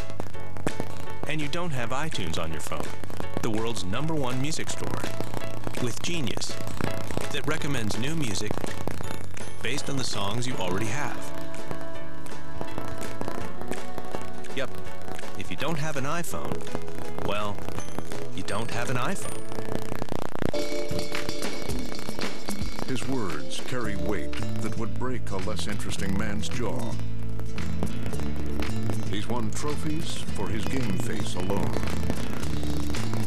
He bowls overhand. He is the most interesting man in the world. I don't always drink beer, but when I do, I prefer Dos Equis. Stay thirsty, my friends. The burning summer sun can leave you with dead spots in your beautiful lawn. For quick and easy late summer patch-ups, get Perfect Grass, the amazing grass seed that grows virtually anywhere, even on concrete. Plus, to ensure a healthy quick start in the spring, overseed this fall with Seed and Feed, an amazing mixture of premium grass seed and natural-based organic fertilizer all in one. Specially blended to give you the best of both worlds. Seed and Feed and Perfect Grass, guaranteed performance from Canada Green. Available at these and other fine stores.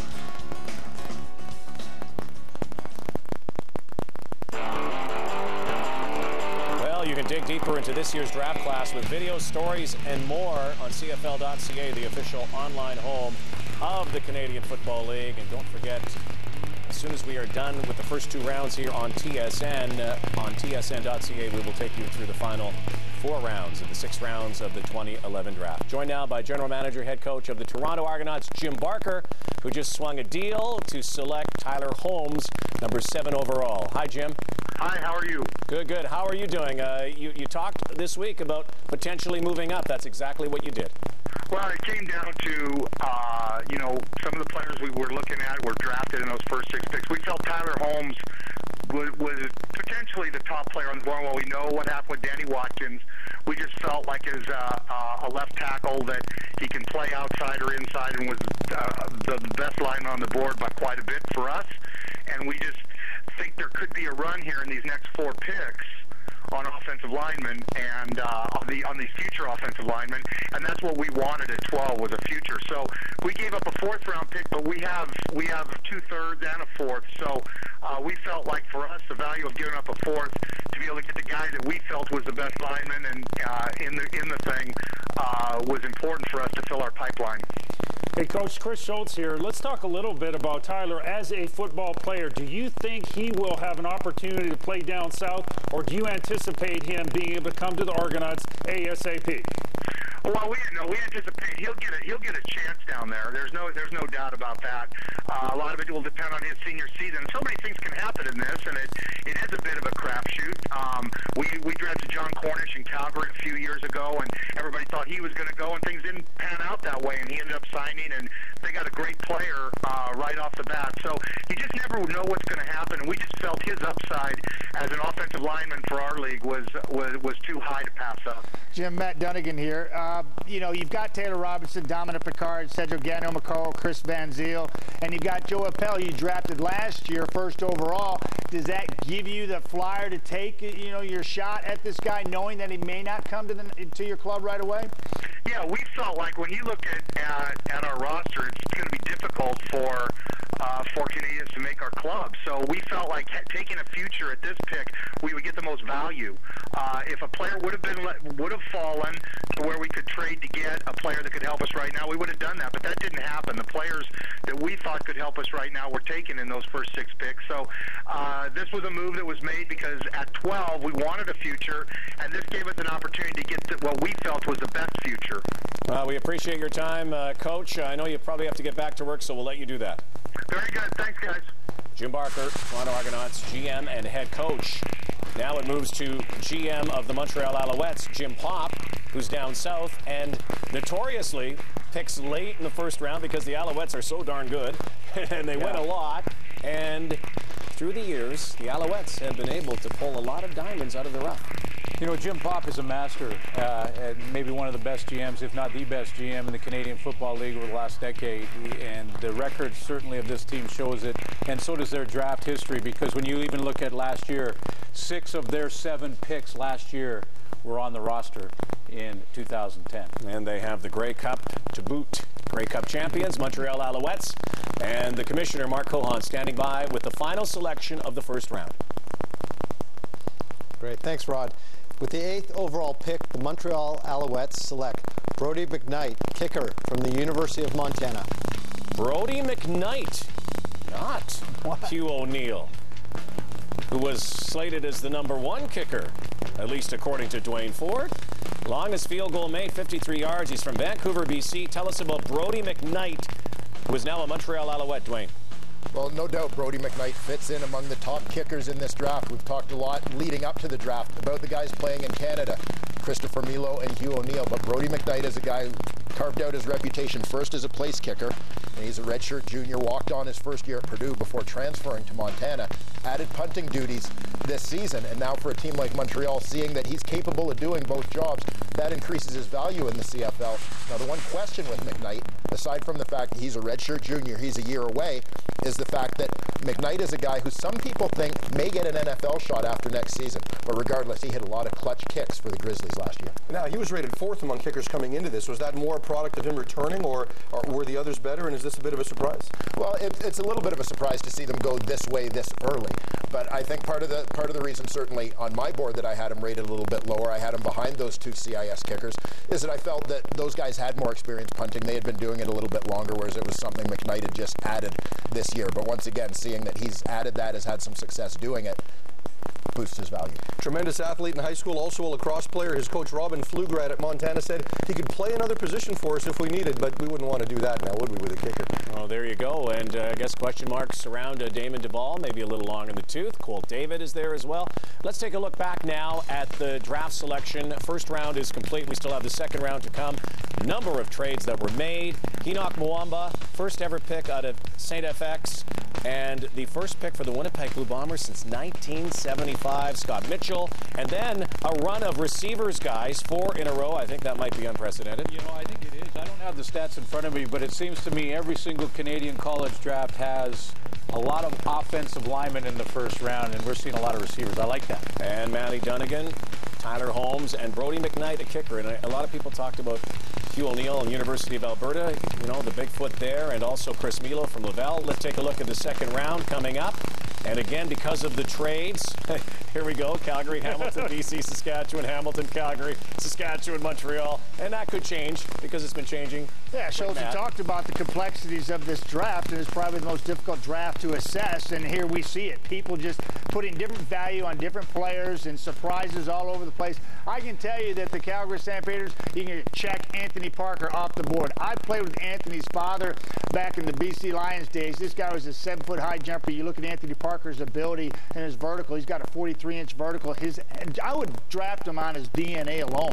You know, just was running through his veins because I know how his father played. This kid, they've got a great player in him, and I think they can check that off the list. They replaced Ryan Thelwell, and I think they now start looking at offensive linemen to try to bolster that position. Well, you heard Coach Barker, Matty, talk about maybe a run of offensive linemen coming up, and I played against Anthony Parker, and I still have a bit of a headache when I think about playing against him. But Schultz, yeah, when you look at the Calgary Stampeders, I mean, probably building depth in their offensive line, futures in their offensive line would be the direction now.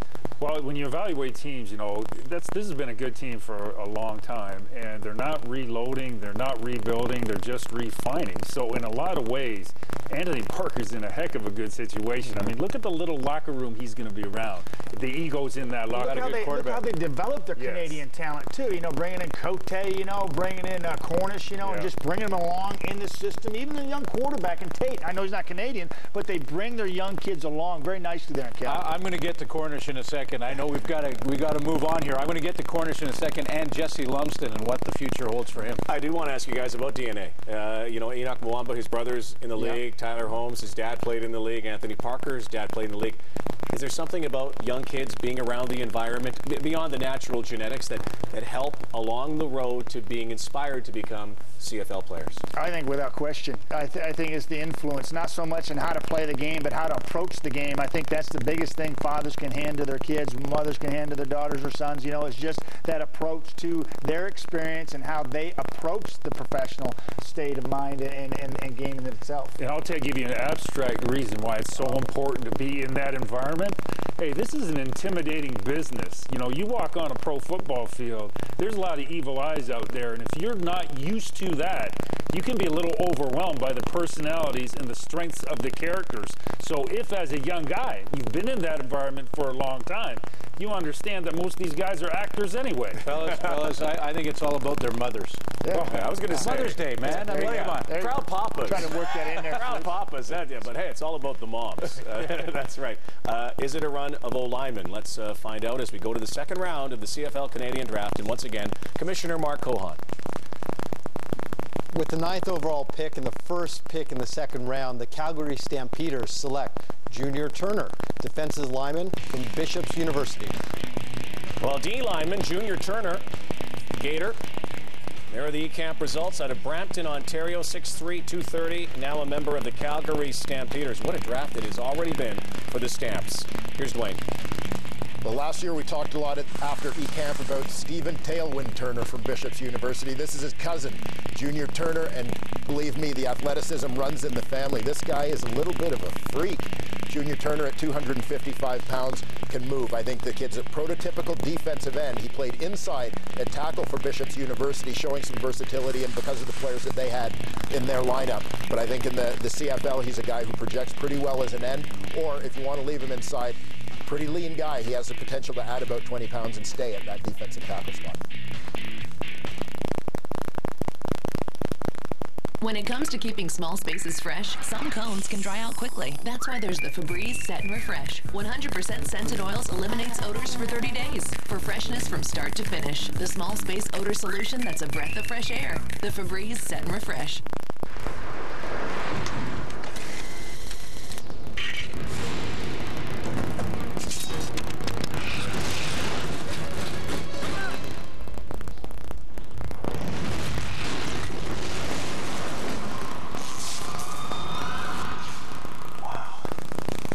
Experience the powers of Thor. Enter a pin from a specially marked Dr. Pepper for your chance to win one of 3 superpowers: flight, speed, or strength. Details at drpepper.ca.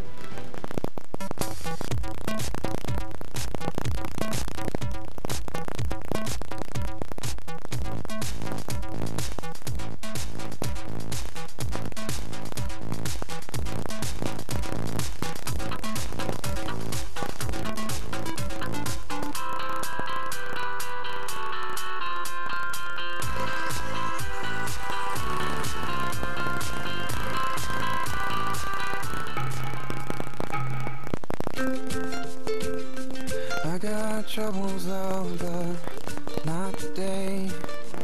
They're gonna wash away, so I'm gonna take them away. Well, tickets go on sale this week for Scotiabank Touchdown Atlantic on Wednesday, May 11th. Calgary Stampeders face the Hamilton Tiger Cats in Moncton. For details, visit cfl.ca/touchdown Atlantic. Looking forward to that as always. Well, we just saw Calgary, and now we will see Hamilton in the second round in the Hamilton Tiger Cats' first selection now of this 2011 draft. Schultze. Well, I think this is really important for the Ticats because right now you got to classify them as average. They are not a very good football team, but by no means are they a bad football team. They've been 9-9 the last 2 years. Twice they've lost the playoff game at home, the semi. BC Lions, and then last year the Toronto Argonauts. They have to be able to find a mentality, find an energy to get over that hump, because you can't have another 9-9 football team. A little bit surprising to me that they haven't maintained a first-round pick, because Bob Obilovich knows the value of these Canadians, but it's a team that's got to make that leap into being very good. They've had a lot of first-round picks over the years because they weren't very good for a long time. This is not anything related to the draft, but they did get Avon Coburn in the offseason. Yeah, really, and that's a huge upgrade, you know, and they basically swap backs, right? And or Montreal goes, you got DeAndre Cobb goes to Montreal, Avon Coburn comes here. Love that aspect, you know, certainly offensive production, you know, but we got to talk receivers here, I think. You know, you got Clark and you got Estala, and to me this is huge. This is an area that, you know, I think Dave Stala, you know, has produced. He's a go-to guy. Had a great year last year. Had a great year. Yeah. But what do you have behind them? What do you have behind Matt? What do you have behind Dave? You know, or can you have another guy? Because Bauman left. Chris right? Bauman's no longer there. Yeah. He just started feeling his oats, you know, and now he's gone to Edmonton. So to me, this is possibly a position I'd be focusing on. Yeah, Matty, and I'm not sure how deep it goes here when we talk about receivers when you consider all that's already been chosen, but I agree with you on the Hamilton Tiger Cats. I mean, Dave Stala stepped up, but we saw when you have a good Canadian receiver beside Arland Bruce how productive that offense can become. But again, Dave Stala is not getting any younger. Carter is, though. He's helped him out a lot. And they have high expectations for him, but we're still not sure. Played in the short side receiver position, gave him a lot of options within offense last year. So I would think that you want to back that up because you don't want to fall off once you lose somebody like that. Another big departure on that list, Alex Gauthier. That's right. At left tackle. So we'll see what happens right now with the commissioner, Mark Cohan. All right, Tabby's fans, I have your first pick. With the 10th overall pick, the Hamilton Tiger Cats select Mo Petrus, O-lineman from the University of Connecticut. From UConn, Mo Petrus. Again, another guy with another season of NCAA eligibility. Therein lies the risk. But from Saint Laurent, Quebec, obviously one of the higher-ranked O-linemen in this draft. Here's Dwayne Ford. This is a young man who started as a guard in 2008. His redshirt freshman season has since moved inside to center. A tough, mean, physical player. In the mold of the current Ticats center, Marwan Hage, and that's another guy they picked as a future. That panned out for them pretty well. They're going to stay tuned and see what happens with Petrus. He's a guy whose technique needs to improve a little bit, but the big thing you like about him is he's a smart center. He's a guy directing traffic in those blocking schemes, and he's a very physical player. Now we're going to ask this about all the redshirts. Mo Petrus right now is ranked number 5 on Gil Brandt, who's an NFL scouting guru. He's ranked number 5 among centers for next year's class. How big a concern is that? Well, that's a concern. You know that it's a risk, but as we said with Tyler Holmes, big risk, potentially huge reward. If you feel like you're in a position to do that, you do it. The Ticats have drafted some young O-linemen. You look at Simeon Rotier in 2009. They feel like they're in a position where they can take a little bit of a gamble here. Rolling the dice. We'll see. Steve, you recruited him to St. Mary's. What impresses you about Mo Petrus? Well, he came out of Vanier College, which was one of the top CEGEPs in all of Quebec. You know, the thing that I was most impressed with him was his physicality. He likes to get after it. He's going to get into you. He can run block. And I like the fact that they moved him in the center. I think that's a great spot for him. And it is maybe a little bit of a reach for Hamilton because I do think this guy has a shot in the NFL. Yeah, and can Hamilton afford that right now at this stage, Dwayne? I mean, you know, we talked about Marwan Hage. He's not that old. He's got time left. They want to get better among Canadian offensive linemen there. Is this a risk they can afford to take?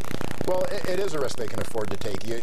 Lots of things can happen over the course of a year, whether it's a situation where his stock falls a little bit in NFL circles, whether it's a situation you make a trade. Many things can happen, but they feel like at this moment, this is the right move for them. He has started 39 straight games at the University of Connecticut. He's been starting there from day one, played in some big games. Will he ever get a chance to play in those big games in the CFL, Rod? Well, Hamilton Tiger Cats, again, this is the first time that we've heard from the Tiger Cats today. And you talked about Bob Obilovich, Schultze, and you know, the mastermind that he has become through the years. And remember when Obi was with the BC Lions, was doing the same thing, Wally Buono. Here's his Canadian content. They're up next. They get this pick again as we saw the configuration change from the Calgary Stampeders earlier. So BC is on the clock. That's amazing what they've been able to do to this point is simply come down from number 3 to number 6, get the receiver that they thought was going to fit their club the best, and now in their position again, you know, basically I think to make a call that are going to help their football team right away. It wasn't many years ago, Schultze, this football team, you know, had the best Canadian content in the receiving corps. I remember talking about it, then it seemed like it was depleted. They're continuing to go back to that, and you know, and then offense on the defensive line, Schultze, they could possibly use some help because Brent is getting up in years. Well, I think the BC Lions have two strengths. First is they have a great high number of young players on that football team. But then they also have some veterans on that football team that are going to be a great influence on those young players. So they have balance in terms of youth and age. But then the other thing is they have 5 linebackers on that football team that can all play. Now, you've talked about this before. If you run a 4-3, that's harder for me to block versus a 3-4. They can do both. What is harder for you as a quarterback to decipher and be able to have success with?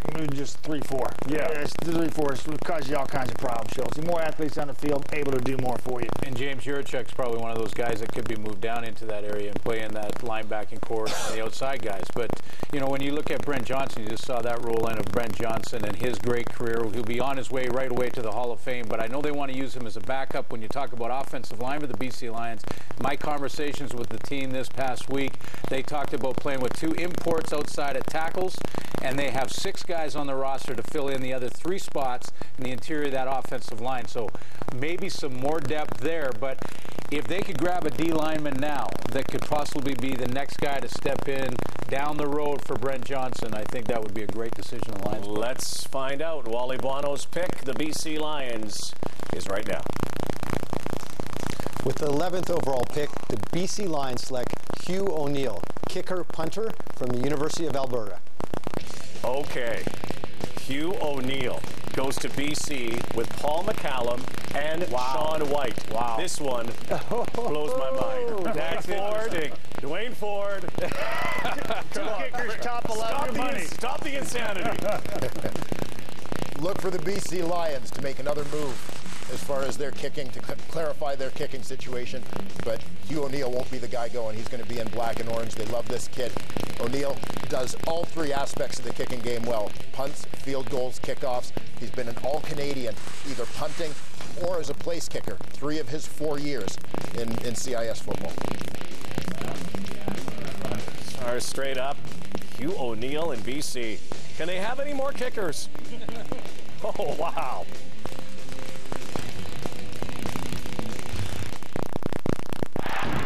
This is for anyone who's ever joked the only thing won in Toronto are elections. For anyone who thinks our teams care more about making money than they do about making history. This is for anyone who's never been to a Toronto Argonauts football game, where winning is our business, and business is good. The boatmen are back, and we need all hands on deck. For season tickets, call 416-341-ARGO or go to argonauts.ca.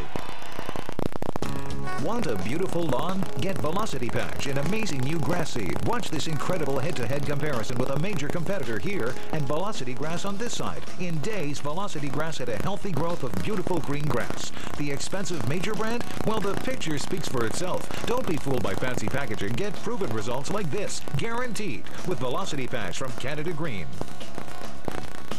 Available at these and other fine stores. The boys of summer are back on TSN2.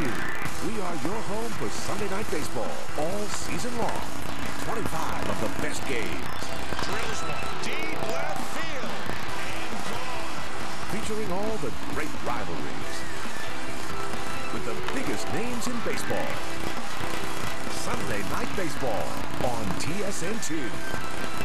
Watch this and other live events on TSN Mobile TV. Now available on Bell smartphones and tablets.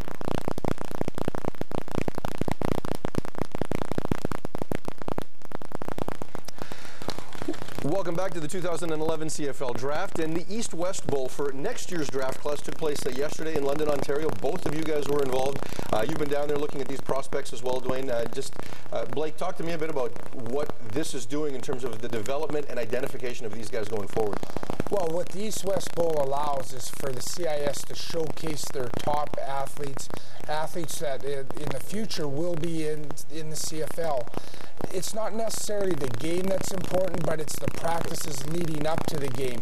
You'll be out there, the kids compete against each other, they compete with the pro coaches around, and it's an outstanding opportunity for both the CIS to showcase their kids and the CFL to get a first-hand look at their potential draft picks. Steve, for you, one of the things we talked about off the air was the fact that the CFL is doing more, and scouts and GMs around the league are doing more with these players before they get to this point. How much have you noticed that improve this whole process? Well, I think the first thing that you notice right off is how many CIS trained players are being drafted, and I truly believe that a lot of that has to do with the East-West. The coaches can come down to the East-West, they can see the players firsthand, they get to know them personally, and I think that makes a huge difference come the next year on draft day. Thrilling game this year in London. The East won 34-27. The game went to overtime, so the future looks bright for next year's draft class. Rod? All right, thanks, guys. As we continue on here in 2011, getting ready for the 12th pick overall, and the Saskatchewan Roughriders currently are on the clock. Their new head coach, Greg Marshall, of course, this year in Saskatchewan. Here are their needs in fullback and O-line. And the Saskatchewan Roughriders have been busy making some deals and now have a chance to select. You know, when I look at this team, Rod, I think that you look at Mike McCullough at linebacker, and he got a lot of chance to play last year, a very important role, and had a very good season.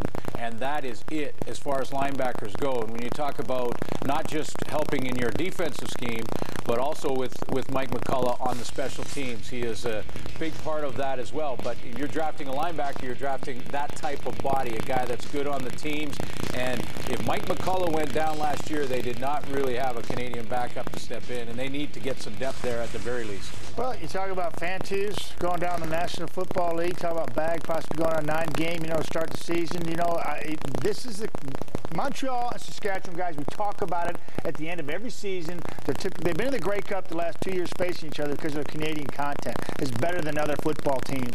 I think, that has been their strength. And right now, for Saskatchewan, I'm looking at that receiving core, Schultz, and it could be depleted with Fantus being gone and Bag starting on the 9-game. So possibly a receiver move for them. Saskatchewan Roughriders, an old football team. They need an influx of youth, and they need it right across the offensive line. And pains me to say that because I was fortunate enough to play till I was 34 years old. You know what? That's old. That was only 3 years ago, though. Thank you. God bless you. Luca Conji, of course, got hurt late last year, too, and Hugh O'Neill just went off the board. We've already seen 2 kickers go today, and maybe that's a sign of Rob Maver last year and what he did as a big draft pick, of course, for the Calgary Stampeders. Let's go to the commissioner now. Saskatchewan Roughriders are ready to select. All right, Rider Nation, it's finally your turn. With the 12th overall pick, the Saskatchewan Roughriders select Craig Butler, defensive back from the University of Western Ontario. Oh, Dwayne Ford. Former Mustang. Here you go. Craig Butler's got it all. Out of London, Ontario, there are the E-Camp results, and he is now a member of the Saskatchewan Roughriders. Mr. Mustang? Listen, I'm going to start singing the fight song. You fellas can hum along anytime. Craig Butler is a guy who boosted his stock at E-Camp all the way. Not necessarily a guy who's a fantastic tester, but a terrific football player. I had one CFL defensive coach tell me at the end of the one-on-one session at E-Camp that Craig Butler had put on the most dominant defensive performance he had ever seen at E-Camp. Absolutely shut down every receiver he was on. This is a kid who's played a lot of football, started for 4 years at the University of Western Ontario, a guy that I think is going to be a terrific CFL safety. Solid athletically, great instincts, and above all, very skilled at his position. Steve, what separates this guy, and can he translate that to the next level? Because you look at his test results, they're not great, but he plays. That's the thing that amazed me the most. We played them a couple of years ago, ball hawk. Made a pick, took it down to the 1. This guy just has the ability to make plays around the ball, and I think he's big and physical enough that he's going to be able to help on special teams right away. Is this an example of how the testing process can be overrated? Oh, absolutely. What it all comes down to is playing football. Yeah, and your guy, Greg Marshall, told me that he got so tired of hearing CFL people come up to him and say what he couldn't do. He just didn't want to talk to them anymore. Well, no, exactly. And, a lot of us have lived this through our careers, is you hear about what you can't do. Put on the film, man. Craig Butler can play football. The guy has been an all-Canadian. He has been all-conference, not just as a defensive back, but also as a special teams player. And as a rookie Canadian coming into the CFL, that's absolutely huge as far as his value. This is a guy who's going to step onto the roster, and he's going to have an impact, whatever his role is. He is going to be facing players in the CFL that are bigger, stronger, faster. Can he get bigger, stronger, and faster right along with him? Yeah, I don't think there's any question about that. I don't think Craig Butler is a guy who has maxed out, but he's a young man who, we talked about that CIS East-West Bowl and getting on the radar with CFL scouts. Craig Butler is a guy who went to the East-West Bowl 2 or 3 times, starting, I believe, in his 2nd year at Western, and so they're well aware of what he can do on the field. Break out the purple. He is awfully excited. Hopefully it's not the last. Rod?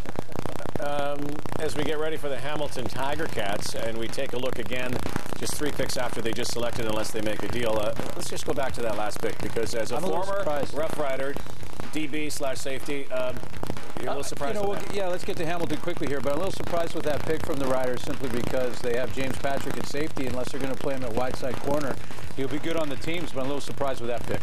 Yeah, and looking at the Hamilton Tiger Cats, this football team perennially, OB has really drafted well, and they moved down. Didn't, like Schultz, you mentioned, didn't have a first-round draft choice, and I believe it all starts up front.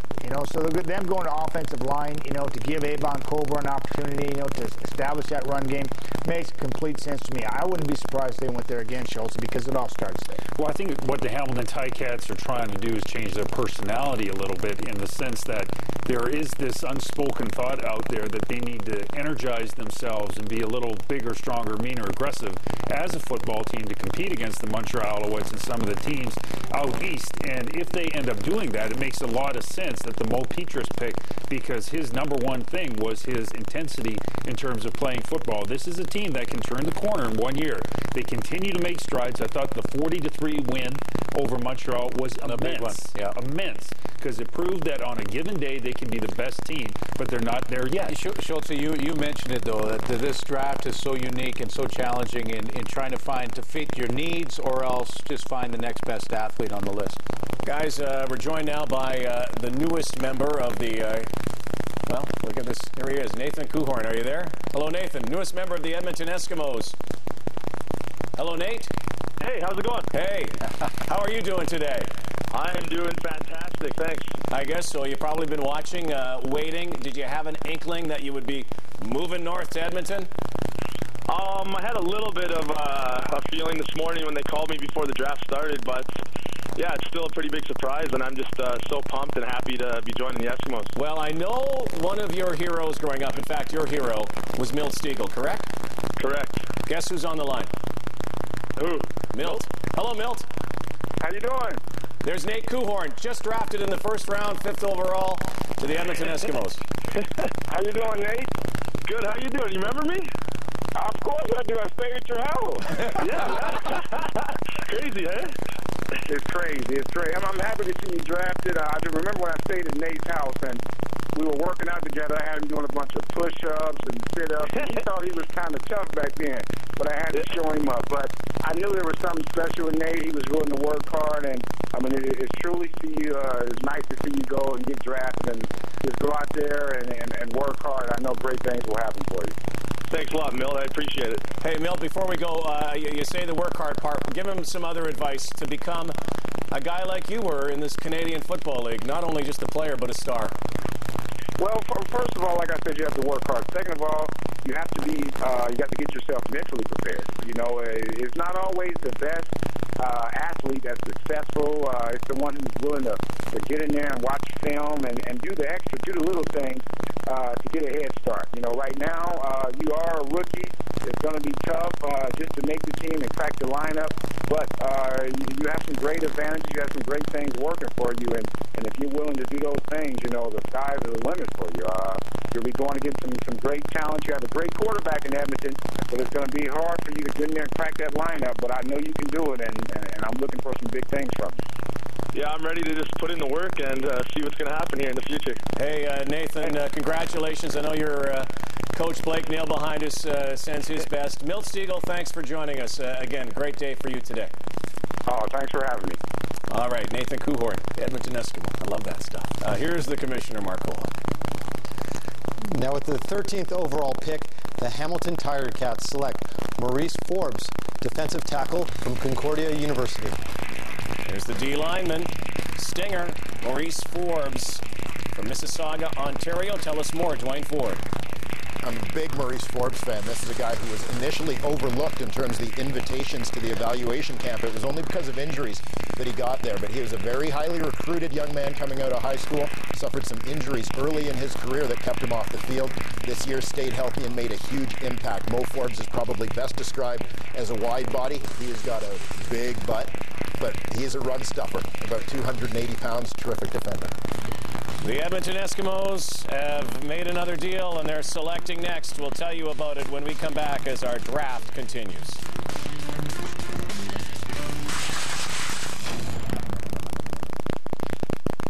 When you give it one of over 10,000 voice commands, like asking it to change the cabin temperature, an amazing thing happens.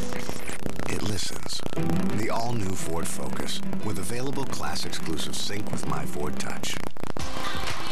Every woman has an inner goddess, confident and beautiful, inside and out. Putting your best foot forward, followed by your most beautiful leg, your smooth, sexy Venus leg. Venus, Reveal the goddess in you. Pepsi Max, please. Good song. Great song. So, Pepsi Max has 0 calories, huh? Yep.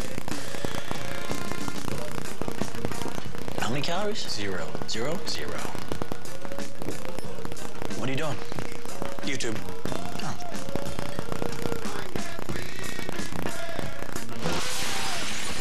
Pepsi Max. 0 calories. Maximum Pepsi taste.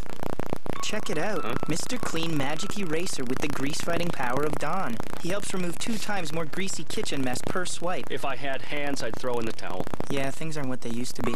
Mr. Clean Magic Eraser Kitchen Scrubber with the grease-fighting power of Dawn. It might be hard to believe that the new Focus can virtually park itself. Till you actually see it park itself.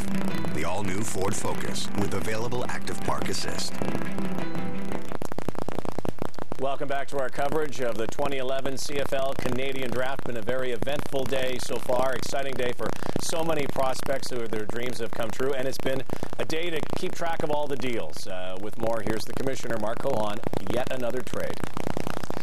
It's not draft day, it's trade day. This is unbelievable. Now, Calgary has traded the 14th overall pick to Edmonton in exchange for the playing rights for non-import defensive lineman Brian Bulkey.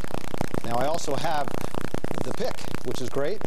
With the 14th overall pick, the Edmonton Eskimos select Hugh Lopez, defensive back from the University of Toronto. Wow, University of Toronto's Hugh Lopez. Newmarket, Ontario native, and again, Eric Tillman, very busy so far. Dwayne Ford. The big thing that stands out about Hugo Lopez is his athleticism. One of 3 defensive backs who sort of tested off the charts at E-Camp. Lopez, fantastic sort of explosive movements in terms of vertical jump, broad jump, and did reasonably well out on the field. He's a big player, so he may line up most likely at safety or possibly bump down to that Sam linebacker spot. But Lopez, as well as being at U of T, was also one of those players who transferred for his senior season from University of Waterloo, where he had spent the previous 3 years. So many of the defensive backs in this class are small, in that 5'9" range. Does the fact that he's 6 foot plus help his stock right now? Well, no doubt about it. If in the game of football, obviously, it's a physical game. If you've got a big guy who can do the same things as a little guy, that's of value. And you don't see a lot of non-imports wind up playing that hybrid Sam position now. Is he a guy that can make that transition? Well, as to whether he winds up as a starter at that spot or a guy who can contribute at that as well as other positions, that's something that remains to be seen. But I certainly think that he is a guy who may be best suited physically to lining up there. Steve, your thoughts? I know that you've had a chance to watch him closely. Yeah, I mean, I think the biggest thing is when you look at his size and his athleticism, right away, he's going to help you on special teams. I think that's a given. And I think what he also is going to bring is the hybrid guy. You know, the ratio is starting to change as things go along. It's becoming very interesting how the changing of the Canadian position is not always just set now. And I think this is a guy that may be able to make a bit of a ratio change. It also seems to me that he's going to make an early impact on special teams. Oh, absolutely. You know, when you see a guy that can run with his speed and size, and I think his physicality, definitely he can help out right away. Rod, things are changing at U of T. They're winning some games. They're putting players in the top 2 rounds of the CFL draft. Yeah, no kidding. No kidding. So Hugo Lopez goes there. We still have 2 picks to come here in this second round. Keep in mind, after our coverage concludes here on TSN for the first 2 rounds, you can go to tsn.ca and we'll have the rest of the draft, all the remaining 4 rounds, all 6 rounds, and 47 players. Schultze. Well, I think, you know, the Edmonton Eskimos, the best thing about them this year is they have the combination of Kavis Reed and also Rich Stubler back on the defensive side of the football. Go back to 2007, and it was Rich Stubler's defense that was by far the best in fewest points allowed. I think it was 18 points per game they allowed. So why is that so significant? Because now they're going to pick and choose the players that fit that system. And Hugo Lopez, they must feel, fits that system. Why don't we bring in Hugo Lopez? Congratulations, young man from the U of T. You're now a CFLer. Yeah, it's great to hear. You know, I've been working towards this basically my whole life. I knew I was determined to be somewhere with athletics, and I found out football in Florida when I started high school ball there, and it's just I'm ecstatic, and that's a dream come true, and I'm speechless at the moment. So. Hugo, what is the club? Have you had a chance to talk to them even yet, or the expectations going into year 1? You know, I spoke to Eric Tillman. I spoke to a bunch of the coaches during the interview. They seem like great people. I've done my own research on the club and all that. You want to know where you're going or what's going to happen. You do all the research, and it was my biggest preference there to go to Edmonton. I just love the atmosphere that's portrayed by their coaches and the players. I work out with some of the players there at the Hershey Center in Mississauga that Andre Jury sets up some sessions. Current receiver I spoke to was Taylor Scott. Tyler Scott, yeah, that's Tyler right. Scott, and we've been talking, and just those players portray something great about that program, and I'm excited to go there and make an impact right away. Tyler, Hugo, Matt Dunnigan here. I will see you tomorrow, and we'll be training you hard tomorrow. I can tell you, Good luck, folks, I can tell you this kid works out hard. And Byron Parker, fabulous cornerback for the Toronto Argonauts, is in love with this kid and is taking him under his wing and coaching him up. Hugo, you're going to love Edmonton. What is your biggest fear going in there? What is your biggest weakness? Do you feel like you got to work out between now and the start of training camp to get yourself ready to compete for that starting job? It might sound a little overconfident of me, but I don't really have any fears, just some expectations. I know the receivers are going to be a little bit faster, but that's where I got to make up for that and just play differently. I mean, give them their space, give them the respect, and take that into consideration. Don't try and be a hero right away. But I plan on coming and giving the receivers a run for the money. Well, Hugo, congratulations. I know you're proud to be an Eskimo, a CFLer, and also a U of T'er. Yes, I am. All right, congratulations to Hugo Lopez, just drafted by the Edmonton Eskimos, who have been very busy, one of the busiest teams today on draft day, as you might expect. And now the Saskatchewan Roughriders back on the clock. Yeah, and you go back to that pick, a defensive back for Saskatchewan, and I'm thinking, when I talked to the Riders, they were looking at offensive line and receivers. We talked about that Canadian Air Force without Rob Bagg, without Andy Fantus this season. Is there a receiver left for Saskatchewan? You would think that they'd develop one if there's one out there because, I think they're in dire need of one, particularly the start of the football season with so much up in the air with Andy Fantus and Rob Bagg being in the situation they are. The one thing about Andy Fantus' absence with the Saskatchewan Roughriders is they've got some time. It's not like he was injured after the third game and you got to hustle to find a new component in those receiving corps. They've got some time. They have time to prepare. Yeah, it's going to be a big loss, Andy Fantus in Saskatchewan. But keep in mind where they got a guy like Rob Bagg before, too. Not necessarily in the first or second round or even in the draft at all. Let's go to the commissioner, Mark Cohon. Thanks, Rod. With the 15th overall pick, the Saskatchewan Roughriders select Matt O'Donnell, O-lineman from Queen's University. The Giant. Matt O'Donnell, Queen's University, Vanier Cup champions 2 years ago. The Incredible Hulk. Kingston, Ontario native, and he is now a member of the Saskatchewan Roughriders. Dwayne Ford. As a CIS football player, you couldn't ask Matt O'Donnell to do more than he has accomplished in 4 years at Queen's University. Manning the left tackle position, this guy has been a two-time All-Canadian. He's been a Metris Trophy finalist as the top lineman in the country. He's been invited to play in the East-West Shrine game in the States against American college seniors. Matt O'Donnell now has to make the adjustment to playing against faster players, bigger, stronger players. That may be a challenge for him.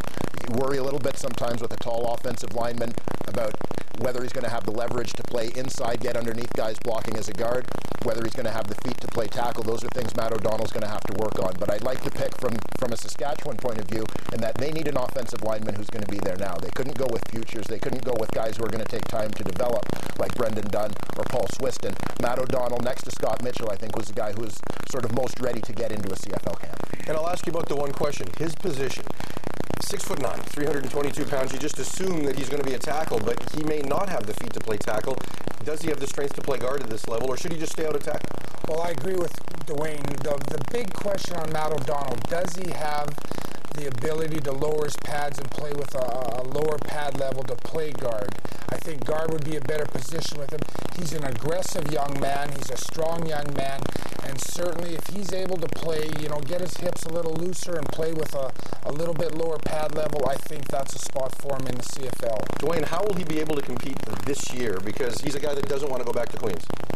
No, he doesn't. He's accomplished everything that he can accomplish as a CIS football player. It's time for Matt O'Donnell to move on. He's played against that competition. He needs tougher competition. That's the only way he's going to develop. It is time for him to be in the CFL. Yeah, and it's time for him to be in Saskatchewan. No place to get tougher than to play out in the farm there, Rod.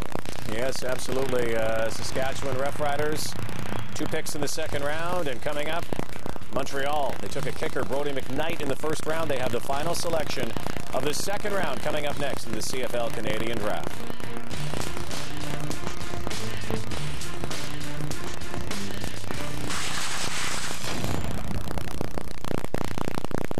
Love the feel and fragrances of products from body and bath shops? With Olay, get what you love for less. With new Olay body collections. Tantalizing fragrances and Olay moisturizing ingredients that transform lathering into lavishing. Olay body collections. This is what we believe. Technology alone is not enough. Faster, thinner, lighter. Those are all good things.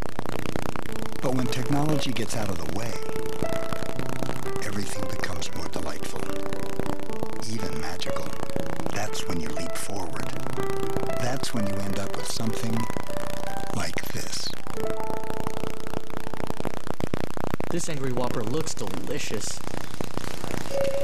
Waster. Loud chewer. Plain broiled beef, processed pepper jack cheese, jalapenos, and angry onions. The Angry Whopper. It's only angry till it's gone.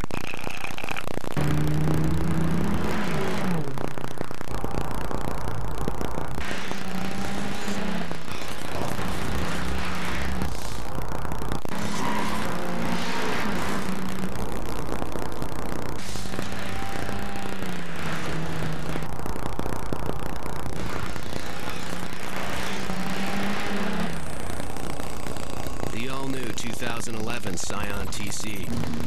Scion, what moves you? CFL.ca, your home for 2011 Canadian Draft Insight Analysis. Dig deeper, video, stories, photos, and much more. Take a look at the class of 2011. 47 young men will begin the dream.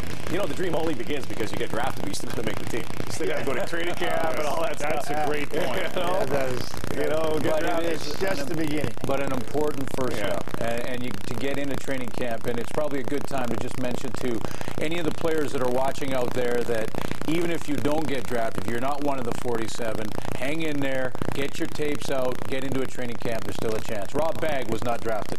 Oh, yeah, exactly. Montreal Alouettes, defending Grey Cup champions. We should say a salute to Ben Cahoon as well. Yeah. We never did really get a chance to talk about the legend who walks away from the game. And now with the selection for Montreal, final selection, second round, here's the commissioner. Thanks, Rod. Thank all the panelists, and I want to thank all of our fans for tuning in today. I can't wait to see these young players on the field when the season starts. So with the 16th overall pick, the Montreal Alouettes select Anthony Barrett, O-lineman from Concordia University. Anthony Barrett, another Concordia Stinger. Worked a lot with Marwan Hage leading up to this, and there are the E-Camp results. Tell us more, Dwayne Ford. Well, no doubt the Montreal Alouettes had a little inside knowledge on the Concordia offensive lineman, second Concordia Stinger. They have taken offensive linemen they've taken going back to Kristen Matt last year. But Brian Chu, the longtime Alouette center, is now the offensive line coach at Concordia. So we know that this guy has been coached up, understands what it's going to take to play at the CFL level. And the Alouettes obviously have some insight into that and look to get him in their lineup. They love the offensive lineman. Now, he was ranked 13th on the CFL draft evaluation list. He's sitting at about 15, so right around where people expected. But at E-Camp, the numbers weren't great. Did his stock fall a bit at E-Camp? I think they did. What I remember about Anthony Barrett was in last year's East-West Bowl. I thought he was the top lineman there. He wowed the coaches. I know there's a lot of CFL guys there who thought that he may be a first-rounder.